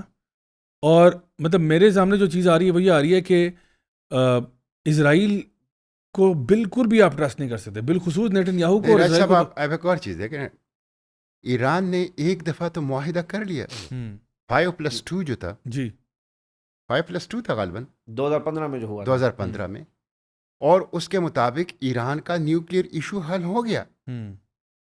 وہ تو ٹرمپ جب پہلی دور حکومت میں آیا تو اس معاہدے سے امریکہ نکل گیا, اور جب نکل گیا تو ظاہر ہے وہ سینکشنز, وہ پابندیاں ایران کے اوپر پھر لگی, اور پھر مجبوراً انہوں نے IAEA کی معائنہ کاروں کی نظر میں رہتے ہوئے پیسفل مقاصد کے لیے, انرجی کے لیے اپنے نیوکلیئر پروگرام کو دوبارہ شروع کر دیا.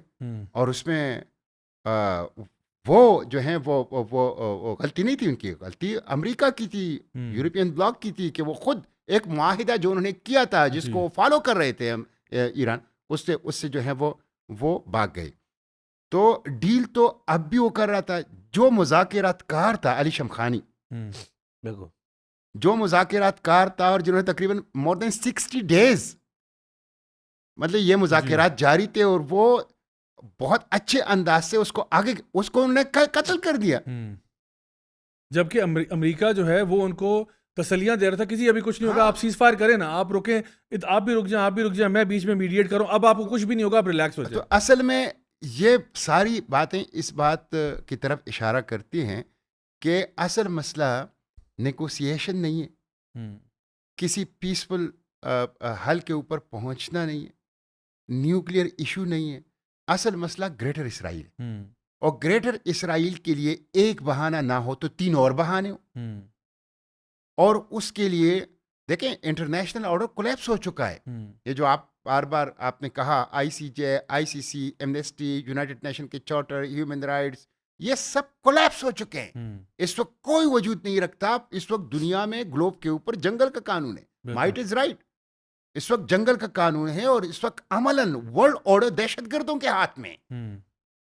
وہ سرٹیفائڈ دہشت گرد ہیں جن کی گرفتاری کے وارنٹ جاری ہو چکے ہیں.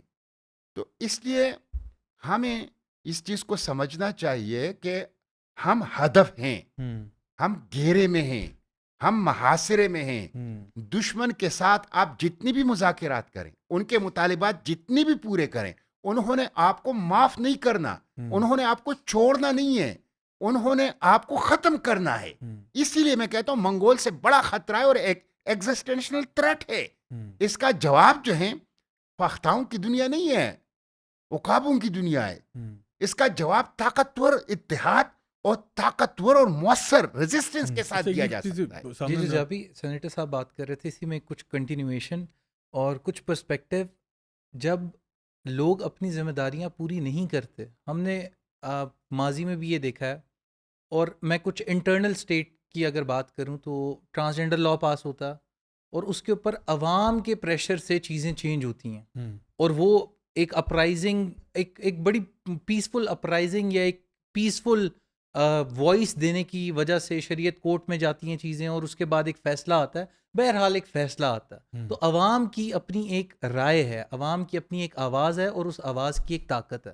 تو اس سچویشن میں جو سینیٹر صاحب بھی بات کر رہے تھے, ہماری انفرادی بھی کچھ ذمہ داریاں ہیں, اور ان انفرادی ذمہ داریوں میں سے سب سے بڑی اویئرنیس ہے. ہمیں معلوم ہونا چاہیے ہمارے آنکھیں بند کر لینے سے بلی چلی نہیں جائے گی. اور جس طرح سینیٹر صاحب نے بھی اس چیز کی طرف اشارہ کیا, یہ ہمارے لیے اور ہماری نسلوں کے لیے بہت ضروری ہے کہ بتایا جائے کہ ہماری اصلی آئیڈینٹی کیا ہے. اور بینگ مسلمز اگر ہم بات کریں تو اللہ تعالیٰ تو قرآن میں سورہ مائدہ میں آیا نمبر 51 آنورڈز یہ کہتے ہیں کہ تم یہود اور نصارہ کو اپنے دوست نہ بناؤ, کیونکہ یہ آپس میں ایک دوسرے کے ساتھ ہیں. اور آگے اسی کی کنٹینویشن میں اللہ تعالیٰ کہتے ہیں, اور یہ کچھ 4-5 آیات ہیں, ان کے بیک گراؤنڈز کو پڑھیں تو آپ کو اندازہ ہوگا کہ اللہ تعالیٰ کہتے ہیں جو ان میں سے آپس میں ان کو دوست بنائے گا اپنا تو وہ انہی میں سے ہے, اور یہ ظالم ہے, اور اللہ تعالیٰ ظالموں کا ساتھ نہیں دیتا. اور اس سے آگے کنٹینویشن میں اللہ سبحانہ تعالیٰ یہ کہتے ہیں کہ یہ لوگ جو ہیں نا, یہ تمہیں بہت سارے ڈفرینٹ پرسپیکٹیوز میں بہلائیں پھسلائیں گے, اور تمہیں بہت ساری چیزیں آفر کریں گے. اور یہ انہی آیات کا مفہوم جو بیک گراؤنڈ ہے بڑا انٹرسٹنگ ہے, اور آپ کو لگے گا کہ آج اگر آپ یہ پڑھیں گے آیات اور ان کا ترجمہ اور ان کی تفسیر اور ان کا بیک گراؤنڈ, تو آپ کو لگے گا یہ آج آپ کے لیے نازل ہوئی ہیں, میرے لیے نازل ہوئی ہیں, بینگ مسلمز ہمارے لیے نازل ہوئی ہیں. اور اس میں اللہ تعالیٰ کہتے ہیں کہ جن کے دلوں میں بیماری ہے وہ انہی لوگوں میں گھسیں گے اور انہی لوگوں کی طرف جائیں گے اور کہیں گے کہ ہمیں فتنے کا خطرہ ہے ان سے. And this is the situation happening to us. اور پھر اللہ تعالیٰ آگے انہی آیات میں آگے کہتے ہیں کہ اللہ تعالیٰ جن کا حامی و ناصر ہے, جن کا دوست ہے, وہی کامیاب ہے. تو ہمیں اپنی سٹانس کو انفرادی طور پہ بھی دیکھنا ہے, ہمیں اپنے ان سپیسز کو نہیں چھوڑنے کی ضرورت, ہمیں آنکھیں کھلی رکھنے کی ضرورت ہے. ہمیں ہمیشہ یہی کیا جاتا ہے, ٹرک کی بتی کے پیچھے لگا کے ایک چیز سے ہٹا کے ایک سچویشن سے دوسری سچویشن کی طرف ہمیں لے کے جایا جاتا ہے, اور یہ ایک بہت بڑا چیلنج بن جاتا ہے, کیونکہ ہم لوگ پھر وہی والی بات ہے کہ کیا ہم غزہ کو بھول گئے ہیں, کیا ہم افغانستان کو بھول گئے ہیں, کیا ہم بغداد کو بھول گئے ہیں کہ وہاں پہ کس طرح سے چیزیں ہوئی ہیں. اور اب وہی والی بات ہے کہ اگر آج بھی ہم ایز این امت نہیں سوچیں گے, ہماری اسٹیٹ ایز اے امت نہیں پلان کرے گی اجتماعی اور انفرادی لیول پہ تو کل کو یہ والے شعلے ہمارے آنگن میں بھی گرنے ہیں، کیونکہ اگلی ایٹمی طاقت آپ خود ہیں، اور آپ کے ساتھ ابھی جس وقت انڈیا کی جنگ ہوتی ہے تو آپ کے ساتھ کیا ہوا آپ دیکھ سکتے ہیں. اور وہی جو بات ابھی ہو رہی تھی کہ تھرڈ ورلڈ آرڈر اور ساری چیزیں چینج ہو رہی ہیں، تو آپ پولیٹیکل پاورز کو دیکھیں، آپ دیکھیں کہ آپ کی منی کہاں سے نکل رہی ہے اور کہاں جا رہی ہے، آپ کے آئل بیرلز کی کیا قیمت کس طریقے سے بڑھ رہی ہے، اور آپ کے رشیا جو ہے وہ کس طریقے سے TU-160 امریکہ سے 410 میل کے فاصلے پہ لا کے کھڑا کر دیتا، اور یہ اس کے وہ میزائلز ہیں جو سپر سونک اور میزلز ہائپر سونک میزلز کو لانچ کرنے کی کیپیسٹی رکھتے ہیں. ادھر سے آپ کے US مرینز 18,000 US مرینز کو الاسکا کی طرف موو کر دیا جاتا. چائنا اپنی کچھ اور سٹیٹمنٹ ساتھ میں لے کے آتا. چائنا کی اکانومی سٹیبلائز کرنے کا یہ وہ وقت ہے. AI کا کتنا استعمال ہو چکا، کس طریقے سے اوور آل پورا ایک سینیریو، آپ جیو پولیٹکس کو جب آپ دیکھتے ہیں تو آپ کو اندازہ ہوتا. ایران حملہ کرتا ہے، اور حملہ کرتا ہے ان کی حائفہ جو آئل ریفائنری اور ان کا پورٹ ہے اس پہ حملہ کرتا، اور اس کا کس طریقے سے کنیکشن بنتا ہے، ایک وہ آلٹرنیٹ روٹ پرووائڈ کرتا ہے، کس طریقے سے ان کے شپس جو آنے تھے اور وہ سعودی، اور سعودی سے آگے پھر سارے ممالک، اور ادھر سے پھر انڈیا، اور کس طرح سے وہ پورا وہ ایک آلٹرنیٹ روٹ کو تباہ کرتا. اور مطلب دس آل کمز وتھ پوٹینشیل، اور وہ بتاتا ہے کہ یہ اسکیل ہے. تو جس طریقے سے، اور اگین پھر جو ابھی سینیٹر صاحب بھی بات کرتے ہیں، آپ بھی بات کر رہے تھے کہ اسرائیل کے پاس تو انٹیلیجنس بھی موجود ہے، اور وہ تو اوپن تھریٹس بھی کر رہے ہیں کہ ہمیں پتہ ہے کہ تمہارے سپریم لیڈرز کدھر ہیں. اور اس کی ایک مینیفیسٹیشن یہ ہے کہ وہ جس وقت پہلا حملہ کرتا ہے تو نیوکلیئر سائنٹسٹس کو ان کے اور ان کی جو بھی ایک لیڈرشپ ہے اس کو ٹارگٹ کرتا. تو جب یہ سب کچھ پتہ ہے ایک سائیڈ پہ، اور دوسری سائیڈ پہ جو ٹارگٹس ہیں وہ لوکیشنز ہیں. اور ایک اور چیز، مطلب اللہ سبحانہ تعالیٰ نا بہت ساری چیزوں کو موقع پہ نکال کے لے کے آتے ہیں. آئرن ڈوم ایک بہت بڑا ہوا تھا، اور اللہ تعالیٰ نے ثابت کیا کہ اللہ کے لشکر جو ہے نا، وہ آئرن ڈوم ہو، ڈیوڈ سلنگ ہو، ان سارے اٹیکس جتنے بھی آپ جو مرضی کچھ کر لیں، اب وہ ان چیزوں کو اللہ سبحانہ تعالیٰ دکھا رہا ہے. غزہ میں کس طریقے سے اور لوگوں کا کیا ایمان تھا، اور کس طریقے سے اللہ تعالیٰ ان کی مدد کر رہا ہے. اور مطلب کچھ چیزیں ایسی ہیں جن کو ہمیں دیکھ کے ابھی بھی مطلب یہ بلیسنگ ان ڈسگائز ہیں ہمارے لیے، اور ایک لیسن بھی ہیں، اور شاید یہ وہ آخری وارننگز ہیں. اور اگر یہ ابھی بھی، اگر آپ پوری جیو پولیٹیکل سچویشن دیکھتے ہیں کہ ایک سائیڈ پہ امریکہ اور اسرائیل ہے، ایک سائیڈ پہ ایران ہے، جن کو ابھی for the time being at least Saudi کی طرف سے، پاکستان کی طرف سے، ٹرکی کی طرف سے کچھ نہ کچھ الفاظ ہی دیے گئے ہیں. اگر کوئی بھی ایسی سچویشن بنتی ہے جدھر اسرائیل اور امریکہ یہ ایک حملے کی طرف آتے ہیں، تو چائنا اور رشیا بھی چپ نہیں بیٹھیں گے. تو this is going to be a third world war, اور it can be the preamble of third world war. اچھا، ایک چیز میں یہاں پہ ایڈ کروں گا، وہ یہ کہ جب آپ نے گلوبل پورے سینیریو کو دیکھنا ہے نا، تو آپ ایک ہسٹری کو آپ کو نظر آئے گی کہ جہاں پر ایک امریکہ کی آپ نے بات کی، اسرائیل کی آپ نے بات کی، ان کے پیچھے بھی ایک ہاتھ ہے. بالکل. اور وہ جس کو ہم ابھی یعنی کنسپریسی تھیوری میں الومناٹی کہتے ہیں، یا جس کو نیو ورلڈ آرڈر کہا جاتا ہے، یا جس کو چلیں ہم for lack of better word ہم جو اسرائیلی لابی کہہ دیتے ہیں اس کو، یا جوئش لابیسٹ جو ہیں ان کی ہم بات کرتے ہیں. تھوڑا سا ذرا آپ اس کو انالیسس کریں تو آپ کو نظر آئے گا کہ دیکھیں، جس طرح میں نے کچھ دیر پہلے کہا تھا کہ دیکھیں ایک اندھے کو بھی نظر آ رہا ہے کہ حق کہاں ہے اور باطل کہاں ہے. نظر آ رہا ہے، آپ کو پتہ چل رہا ہے. آپ نے کہا یہ اسلامی مسئلہ نہیں ہے، یہ ہیومینیٹیرین کرائسس ہے. اٹس ناٹ، یعنی دیکھیں نا، اگر کوئی جرمنی میں پروٹیسٹ ہو رہا ہے، یا جو ہے نا وہ UK میں ہو رہا ہے، یا اسکینڈینیوین کنٹریز میں ہو رہا ہے، یہاں پہ ہو رہا ہے، وہ کون لوگ ہیں، ان کا کیا تعلق ہے غزہ کے ساتھ؟ وہ تو دیکھ رہے ہیں آپ انسانی قوانین کی خلاف ورزی ہو رہی ہے نا. تو ایک طرف آپ کو دنیا میں لوگ نظر آ رہے ہیں، اور یہ سین وائسز آپ کو ہر جگہ نظر آئیں گی. پورا سوشل میڈیا بھرا ہوا ہے، یوٹیوب پہ آپ کو بہت ساری آوازیں نظر آئیں گی کہ جو عام پبلک ہے، جنرل پبلک ہے، ان کا سینٹیمنٹ یہی ہے کہ اسرائیل وار کرائمز کر رہا ہے، اور جتنے بھی ادارے ہیں وہ سب بھی یہی کہہ رہے ہیں، چاہے ان کی ابھی کوئی حیثیت ہے نہیں ہے، سب یہی کہہ رہے ہیں. دوسری طرف ایک چھوٹی سی آواز ہے، مطلب چھوٹی آواز سے مراد یہ ہے لوگ تھوڑے ہیں، آواز بہت اونچی ہے، ٹھیک ہے، اور وہ یہ مین اسٹریم میڈیا ہے. مین اسٹریم میڈیا ہے، اس میں امریکہ بھی کود پڑا ہے، امریکہ بھی باتیں کر رہا ہے. لیکن دیکھیں وہ سینسیبل باتیں نہیں لگ رہی ہیں آپ کو.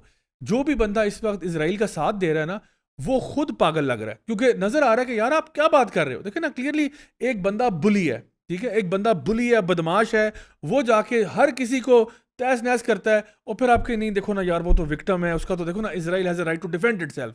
یار آپ پاگل ہو, آپ کا دماغ صحیح ہے, کیا بات کر رہے ہو آپ؟ تو دیکھیں ہر بندے کو نظر آ رہا ہے نا. اب میں اس سوال پہ آتا ہوں کہ آخر کیوں امریکہ کو کیا موت آ رہی ہے کہ آپ کو اس جنگ میں کودنا پڑ رہا ہے, اور آپ کو یعنی اسرائیل کے دشمن کو اپنا دشمن سمجھنا پڑ رہا ہے, اور اس کی خیر کو اپنی خیر سمجھنا پڑ رہا ہے. اس کے پیچھے آپ جائیں گے اور آپ کو نظر آئے گا کہ امریکن سینیٹرز, امریکن پولیٹیشینز گائے بگائے, بہت سارے انٹرویوز ہیں, وہ کبھی اکیلے سے اس پہ بھی شو کیا جا سکتا ہے, آپ ویڈیوز دکھا سکتے ہیں, جنہوں نے بار بار یہ بات کہی ہے کہ who is running America? Who is running America?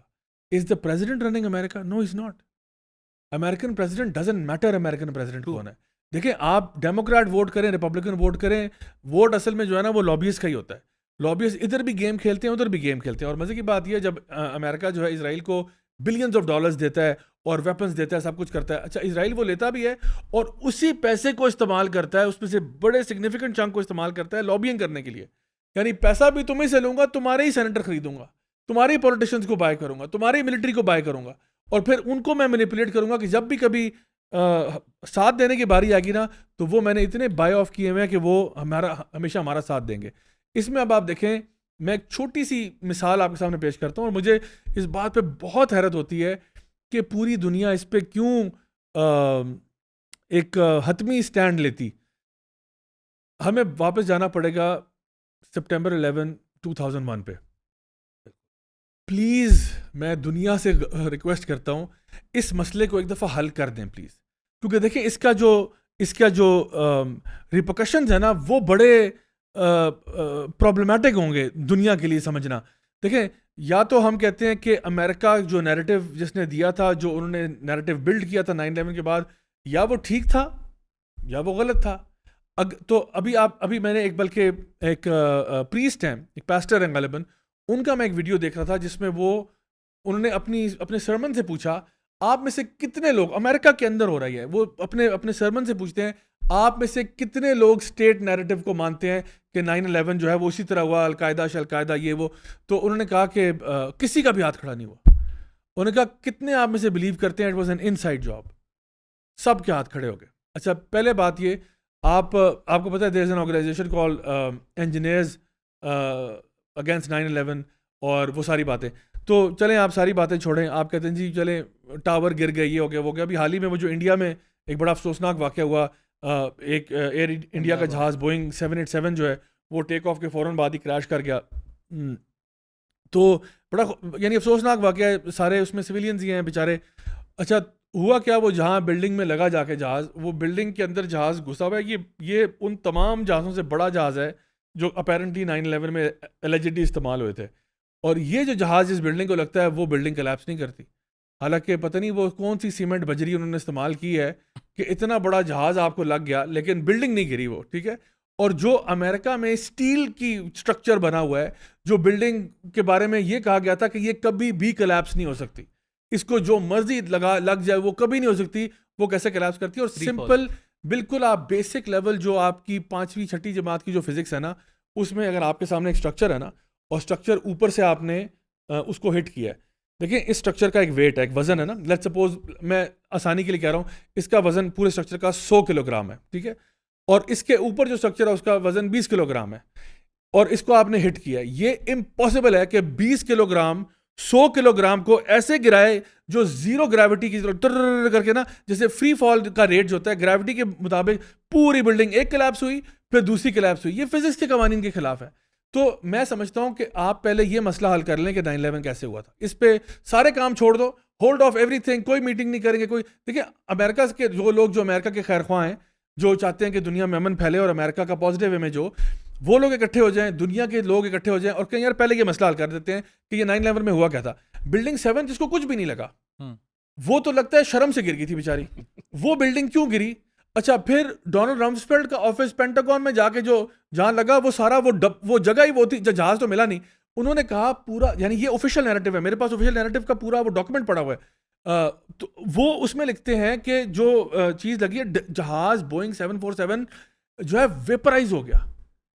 آپ سوچیں ٹائٹینیم ایلوائے کا بوئنگ کے یعنی انجن ہے, اس کا انجن جو لگا ہوا ہے ٹائٹینیم ایلوائے کا انجن ہے, وہ یعنی کہتے ہیں جیٹ فیول نے اس پورے جہاز کو ویپرائز کر دیا, لیکن پاسپورٹ مل گیا. تو میں یہ چاہتا ہوں خدا را پلیز میری ریکویسٹ ہے یہ 9/11 والا مسئلہ حل کرو, کیونکہ دیکھو اگر تو 9/11 دیکھیں میں اس وقت نیوٹرل بات کر رہا ہوں, اگر تو 9/11 واقعی میں جو ہوا سو ہوا, ہم کہتے ہیں جی بالکل ہماری غلطی تھی, ہم نے آپ پہ شک کیا, ثابت ہو گیا نا, الحمدللہ ٹھیک ہو گیا, نو پرابلم. لیکن اگر ثابت ہوا کہ it was an inside job, what does that say about America, what does that say about Jewish lobby, what does that say about, یعنی اس سے اتنے بڑے سوال اٹھتے ہیں یار آپ لوگوں نے اپنے بندے مار دیے ہیں, فالس فلیگ آپریشن کے چکروں میں آپ نے اپنے بندے مارے ہیں. جو لوگ جو اونر تھا ٹوئن ٹاورز کا وہ اس دن چھٹی پہ تھا, اس کے بارے میں لوگ کہتے ہیں اس نے کبھی زندگی میں چھٹی نہیں کی, وہ اتنا بڑا ورکہولک تھا, وہ تو کبھی چھٹی نہیں کرتا تھا. اور وہ جو اس کا انٹرویو جس میں وہ آئیں بائیں شائیں کر رہا ہے, جو وہ ہوتا ہے نا جب بچہ بہت زیادہ جو ہے نا وضاحتیں دے رہا ہوتا ہے تو پتہ چل جاتا ہے کہ تمہاری غلطی ہے. تو اسے کہا آپ کیوں نہیں آئے آفس, وہ 2 منٹ کا جواب دے رہا ہے, وہ ایکچولی میں وہ تھا, میری بیگم نے کہا تھا کہ تم بیمار ہو تو تم ڈاکٹر کے پاس چلے جاؤ, تو فلاں کر دو, تو میری طبیعت نہیں تھی, تو اتنی لمبی سوائیاں کیوں دے رہے ہو یار آپ, اسی دن تم غائب ہوئے. سو میں چلے کنسپریسی کو چھوڑیں, میں فیکٹس آن گراؤنڈ پہ بات کریں. یہ مجھے اسٹرکچرلی سمجھا دیں جہاز لگنے سے بلڈنگ کیسے گرتی ہے, کیونکہ جو لوگ انجینئرز ہیں وہ کہہ رہے ہیں اس میں ڈیمولیشنز تھے, یعنی ڈیمولیشن چارجز تھے, جو کہ جب بھی بلڈنگ گرانی ہوتی ہے, امریکہ میں بلڈنگز گراتے ہیں جو نا ڈیمولش کرتے ہیں, نہیں بناتے ہیں. تو اگر ڈیمولیشن تھا تو ڈیمولیشن پلانٹ کس نے کیے ہیں, ہو پلانٹڈ دی ایکسپلوسیوز. مجھے بتائیں بلڈنگ 7 گری ہے آپ کی, بلڈنگ 7 کیسے گری ہے, وہ بھی فری فال پہ گری ہے, کیسے گری, کس نے گرائی, کس نے آرڈر دیا تھا اس کا. مجھے بتائیں جو جہاز اپیرنٹلی آپ کہہ رہے ہو بوئنگ 747 لگا تھا پینٹاگون میں, اس کی فوٹیج کدھر ہے, وہ سی سی ٹی وی فوٹیج کہاں ہے, وہ تو فوراً FBI نے کانفسکیٹ کر لی تھی, وہ کیوں نہیں منظر عام پہ لے کے آ رہے. سو یہ بہت بڑا سوال ہے, اور دیکھیں اس کا جو بھی جواب ہوگا نا اس کا جواب اچھا نہیں ہوگا, جو بھی جواب ہوگا اس کے بڑے سیریس ریپرکشنز ہوں گے پوری دنیا کی جیو پولیٹیکل انوائرمنٹ کے اوپر. اور میں سمجھتا ہوں اگر وہ چیز سامنے آ جاتی ہے, اور اللہ کرے آ جائے, اور دیکھیں اب تو بہت سارے لوگ ایون جو مین اسٹریم ہوا کرتے تھے نا, الحمدللہ دیر از این اویکننگ. ایون میں نے جو آپ کو بھی تھوڑی دیر پہلے بتایا تھا, کنزرویٹو پارٹی کے اندر دراڑیں پڑ رہی ہیں, ان کو بھی سمجھ میں آ رہا ہے کہ ہماری حکومت ہم سے سچ نہیں بول رہی ہے. نوم چومسکی کی کتاب ہے بڑی مشہور, مینوفیکچرنگ کنسینٹ. وہ مینوفیکچرنگ کنسینٹ تب بھی تھا اور مینوفیکچرنگ کنسینٹ آج بھی ہے. آج بھی جس طرح سے وہ جو پہلے انہوں نے گند کیا تھا, ابھی بھی جس طرح امریکہ کو یعنی گھسیٹا جا رہا ہے اس میں, اور پھر باقی ممالک کو ساتھ شامل کیا جا رہا ہے, یہ کنسینٹ کو مینوفیکچر کرتے ہیں, انجینئر کرتے ہیں, ڈاکٹر کرتے ہیں. یعنی یہ تو ایون ابھی ہم تھوڑی دیر پہلے بات کر رہے تھے, اس کا جو انٹرویو ہوا تھا ٹکر کارلسن کا ٹیڈ کروز کے ساتھ, اس میں اس نے پوچھا جی آپ مجھے بتائیں ہمارے ایسٹس کمپرومائزڈ ہوتے ہیں یا نہیں ہوتے, ہمارے اندر جو آپ کے ایلائز ہیں, آپ کے جو ایلائز ہیں, امریکہ کے ایلائز ہیں, اس کا مطلب تھا اسرائیل وغیرہ, اندر انٹیلیجنس آپریشنز کرتے ہیں کہ نہیں کرتے, آپ مجھے بتائیں آپ کے یہاں پہ انٹیلیجنس بریچز ہیں یا نہیں ہیں. اس نے کہا وہ تو یار سارے ہی کرتے ہیں, ہم بھی ان کی کرتے ہیں, وہ ہماری کرتے ہیں. یعنی ان شارٹ اس کو بھی پتا ہے کہ ہم کرتے ہیں. The point I am trying to make is کہ دیکھیں ہم سب کو نا ایک منجن بیچا جاتا ہے, ایک چورن بیچا جاتا ہے کہ امریکہ جو ہے وہ بہت اچھا ہے, اور دیکھیں ٹیررسٹ آ گئے, امریکن ڈریم بھی ہے. اور دوسرا یہ کہ دیکھیں نا امریکہ تو خیر خواہ ہے ساروں کا, دیکھو نا یہاں پہ یہ لوگ مستی کر رہے تھے, ہم نے ان کو سیدھا کر دیا, ادھر یہ مستی کر رہے تھے, ہم نے ان کو سیدھا کیا, یہ دیکھو نا یار ٹیررسٹ اٹھ کے ہمارے لینڈ پہ آ گئے. اگر یہ چیز ثابت ہو جاتی ہے کہ وہ ٹیررسٹ نہیں تھے, یا آپ نے کچھ لوگوں کو یوز کیا, ولاں کیا, مین ماسٹر مائنڈ آپ ہی تھے اس چیز کے, تو پھر اس کا جو کانسیکوینس ہوگا نا وہ پوری دنیا کے لیے بہت ڈفرینٹ ہوگا. اور اگر اس کی طرف ہم پہنچ جاتے ہیں تو مجھے بتائیں پھر باقی ممالک کی کیا اسٹینڈنگ ہے. اس وقت آپ نے ابھی تھوڑی دیر پہلے بات کی تھی کہ ہمارے طرف اس وقت 2 کیمپس ہیں نا. ایک کیمپ ہے ایران والا کیمپ ہے, ایران والے کیمپ میں جو شامل ہو رہا ہے, ایک نیکسس بن سکتا ہے, مطلب اگر ہم اللہ نہ کرے جنگ عظیم 3 ہو, لیکن اگر وہ اس طرف بات جاتی ہے تو سمجھ میں آتا ہے کہ یہاں پہ شاید, اب اللہ عالم, اللہ بہتر جانتا ہے, لاسٹ منٹ پہ ہم کسی کو ٹرسٹ تو کر نہیں سکتے, کوئی بھی بدل سکتا ہے. چائنا ہے, رشیا ہے, ایران ہے, اس میں آپ پاکستان کو بھی ڈال دیں اگر پاکستان واقعی میں اپنے سیلف انٹرسٹ کو دیکھ رہا ہے, اور اسی کے ساتھ ساتھ اور بھی دیگر کچھ ممالک اس میں شامل ہو سکتے, ترکی ہے.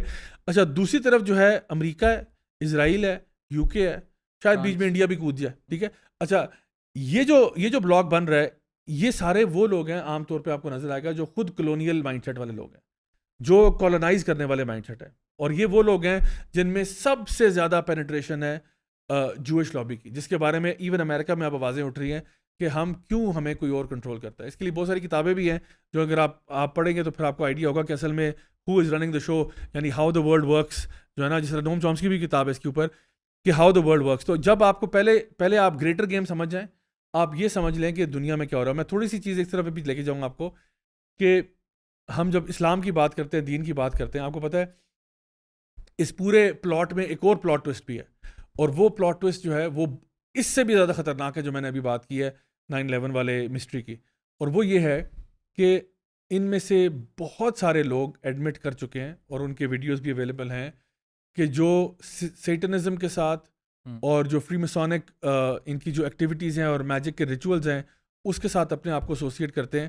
اور آپ یقین کریں اگر once you go down this rabbit hole, اس میں جب آپ جانا شروع کریں گے نا آپ حیران ہو جائیں گے, آپ کا دماغ جو ہے نا وہ فرائی ہو جائے گا اگر آپ یہ دیکھیں کہ واقعی میں ان ایلیٹ سرکلز میں کس قسم کے ریچولز ہوتے ہیں اور میں آپ کو بتاؤں, چلیں چھوٹی بات, جارج بش سے پوچھا گیا کہ آپ اسکل اینڈ بونز سوسائٹی کے ممبر رہ چکے ہیں, ایک سیکرٹ کلب ہے, اس میں کیا ہوتا تھا اس میں, یار آپ پریزیڈنٹ ہو, آپ بتاؤ نا, کیونکہ دیکھیں آپ نے کیا چھپانا, آپ کسی, دیکھیں میں اگر لیٹس سپوز میں ملک کا صدر ہوں اور میں کسی خفیہ قسم کی تنظیم کا حصہ بنا ہوں, خفیہ تنظیم ہے, اوپن نہیں خفیہ ہے, نہیں بتاتی ہمارا ایجنڈا کیا ہے, تو آپ کو تو پریشان ہونا چاہیے کہ یار ہمارا صدر کہاں جاتا ہے, کن سے ملتا ہے, کیا کرتا ہے, پتہ نہیں خون پیتا ہے, کیا کرتا ہے, ہمیں تو پتہ ہی نہیں. اس نے کہا میں نہیں بتا سکتا, وہ مطلب ہنس کے ٹال دیا, سیکرٹ ہے. یہی سوال جو ہے وہ جان کیری سے پوچھا گیا, وہ بھی اسی طرح کا جواب دے رہا تھا. یعنی جتنے بھی آپ کے لوگ آتے ہیں, پھر وہ ایک ان کا ایکسپوزے ہوا تھا بوہیمین گروو والا, وہاں پہ کیا ہو رہا تھا. سو دیکھو یہ کچھ بیسک سوال ہیں جو کہ ان کو چاہیے کہ یہ جواب دیں اس کا. یعنی صرف دیکھیں نا, ایک ہوتا ہے, میں خود بہت خلاف ہوں کنسپیریسی تھیوری کے, اور میں بہت خلاف ہوں کہ ایویں بس ہوائی باتیں ادھر کی ادھر لگائی ادھر کی لگائی, لیکن کچھ چیزیں نا دیکھیں جہاں کنسپیریسی تھیوری کی بات آتی ہے ان میں کچھ چیزیں فیکچوئل بھی ہیں, اور وہ سیریسلی بہت بڑا کویسچن مارک ہے. تو میں یہ چاہتا ہوں کہ کم از کم آپ دیکھیں جو چیز بھی ہے حق اور باطل سامنے ہو جائے نا, فرق واضح ہو جائے, پتہ تو چلے یہ بیہائنڈ کلوز ڈورز ہوتا کیا ہے. جو آپ پہ ایلیگیشنز ہیں, جو آپ پہ الزامات ہیں, جو آپ کے اپنے ممبر فرار ہو کے باہر آئے اور انہوں نے بتایا کہ جی یہ ہوا, یہ سارے کہنا او یا پاگل آدمی ہے. یار وہ جو اچھا بڑا سینسیبل آدمی ہے, آپ اس کو بٹھاؤ, پوچھو تو صحیح ہوا کیا ہے. کتنے ان کے ویڈیوز اویلیبل ہیں جہاں پہ لوگ بہت ہی گھنونے قسم کے ریچولز پہ ایڈمٹ کر رہے ہیں آن ریکارڈ آ کے, مطلب کاؤنٹلیس نمبر ہیں. سو میں یہ سمجھتا ہوں کہ ہمارا جو بہت بڑا پرابلم اس کے اوپر ہے وہ یہ ہے کہ یہ دنیا کون چلا رہا ہے. اور واقعی میں جب آپ اس کو کرسٹلائز کریں گے تو ہمارے دینی پوائنٹ آف ویو سے یعنی ایٹ دی اینڈ آ جائے گا یا تو حزب الرحمان ہے, عباد الرحمان ہے, یا عباد الشیطان ہے, یا تو اللہ والے لوگ ہیں یا شیطان والے لوگ ہیں. میں آپ کو نا بہت سمپلیفائی کر کے بتا رہا ہوں, literally it will all boil down to this thing. یا تو وہ لوگ ہیں جن کے اندر کوئی خدا خوفی ہے, یا وہ لوگ ہیں جو اللہ سے کٹے ہوئے ہیں اور پتہ نہیں کس لوسیفیرین اور شیاطینی قوتوں کو انووک کرنے والے, ان کے پتہ نہیں کیا کچھ کرنے والے گھنونے قسم کے لوگ ہیں. ابھی میں ایک اور واقعے کی طرف آتا ہوں اور میں دانیال بھائی آپ سے فیڈ بیک لیتا ہوں, اور یہ واقعہ ٹائڈ ان ہے, ٹھیک ہے.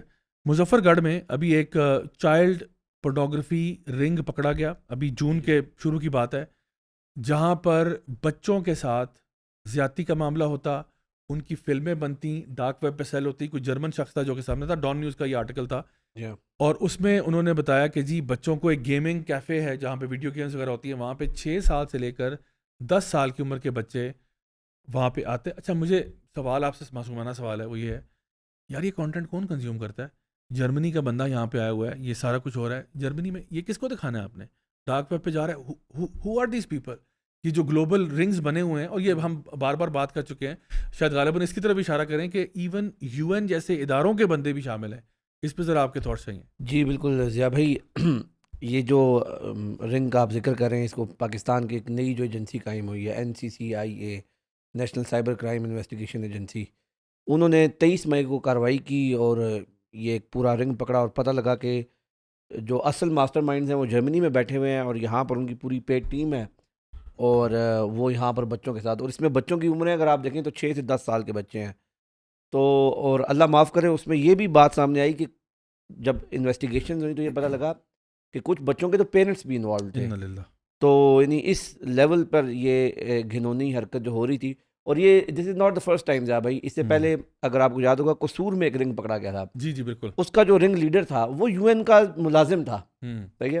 اور یہ بڑی یعنی تشویشناک بات ہے کہ بیسکلی وہ UN کے بہاف پر جو انڈر پریولیجڈ لوگ ہیں, جہاں پہ ڈاؤن ٹروڈن سوسائٹیز ہیں, ان کے بچوں کو امداد کے لیے جاتا تھا, اور ان کو پھر اغوا کر کر آ کے اس کاموں میں خود لگایا بھی ہوا پیڈوفائل تھا اور وہ اس کا جو فگر 150 سے زیادہ بچوں کو اس نے وائلیٹ کیا تھا, اللہ معاف کرے.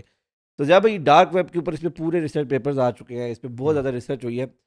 پہلی بات ہے جو ایسی ویب سائٹس جو ایسا کنٹینٹ سیل کرتی ہیں ان کی سبسکرپشنز بہت مہنگی ہوتی ہیں, عام بندہ تو وہ خرید ہی نہیں سکتا.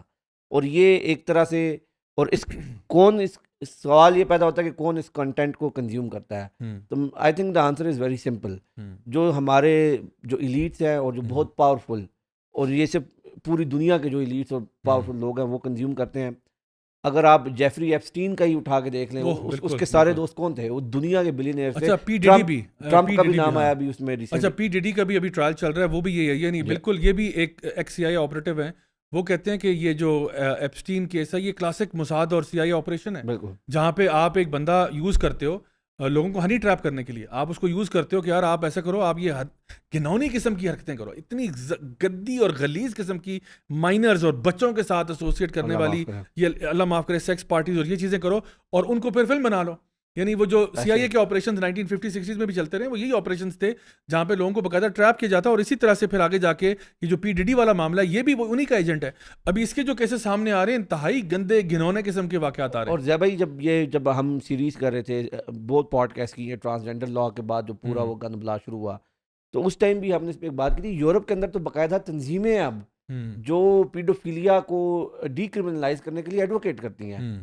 تو یعنی یہ کس طرح کی سکھ سوسائٹی کریٹ کرنا چاہتے ہیں, کس طرح کی سکھ ان کی خود سکھ مینٹیلٹی ہے. جیسا بھی سینیٹر صاحب کہہ رہے تھے کہ منگولوں کا خطرہ جو تھا وہ صرف عسکری خطرہ تھا, اور یہ تو وہ خطرہ ہے تہذیبی اور تمدنی لیول پر, اور یہ بلکہ انسانی لیول پر, کہ جس کو ہم امیجن بھی نہیں کر سکتے. یعنی کہ بچوں کے ساتھ اس طرح کر کے, اور نہ صرف یہ زیا بھائی بلکہ ماضی میں بھی یہ رپورٹ سامنے آتی رہی ہیں. یہ تو بچوں کا ایک رنگ پکڑا گیا. اس کے علاوہ جو یہاں پر ہو رہا ہے, خواتین کا جو خواتین کو خریدنے کا اور بیچنے کا جو کاروبار ہو رہا ہے, اور it has become so visible کہ ابھی اگر پوڈ کاسٹ ختم کر کے آپ ادھر F10 مرکز چلے جائیں زیا بھائی, تو آپ کو یقین مانے یعنی رات کے 10 بجے کے بعد E11 F11 ہم کتنی کمیٹیوں کا حصہ رہے ہیں جو ان کے خلاف اور یہ مساج سینٹر کے خلاف یہ جو کرنا چاہتے. یعنی 10-11 بجے کے بعد اسلام آباد کی سڑکیں, اسلام آباد کے بازار جو ہے نا وہ ریڈ لائٹ ڈسٹرکٹس بن جاتے ہیں.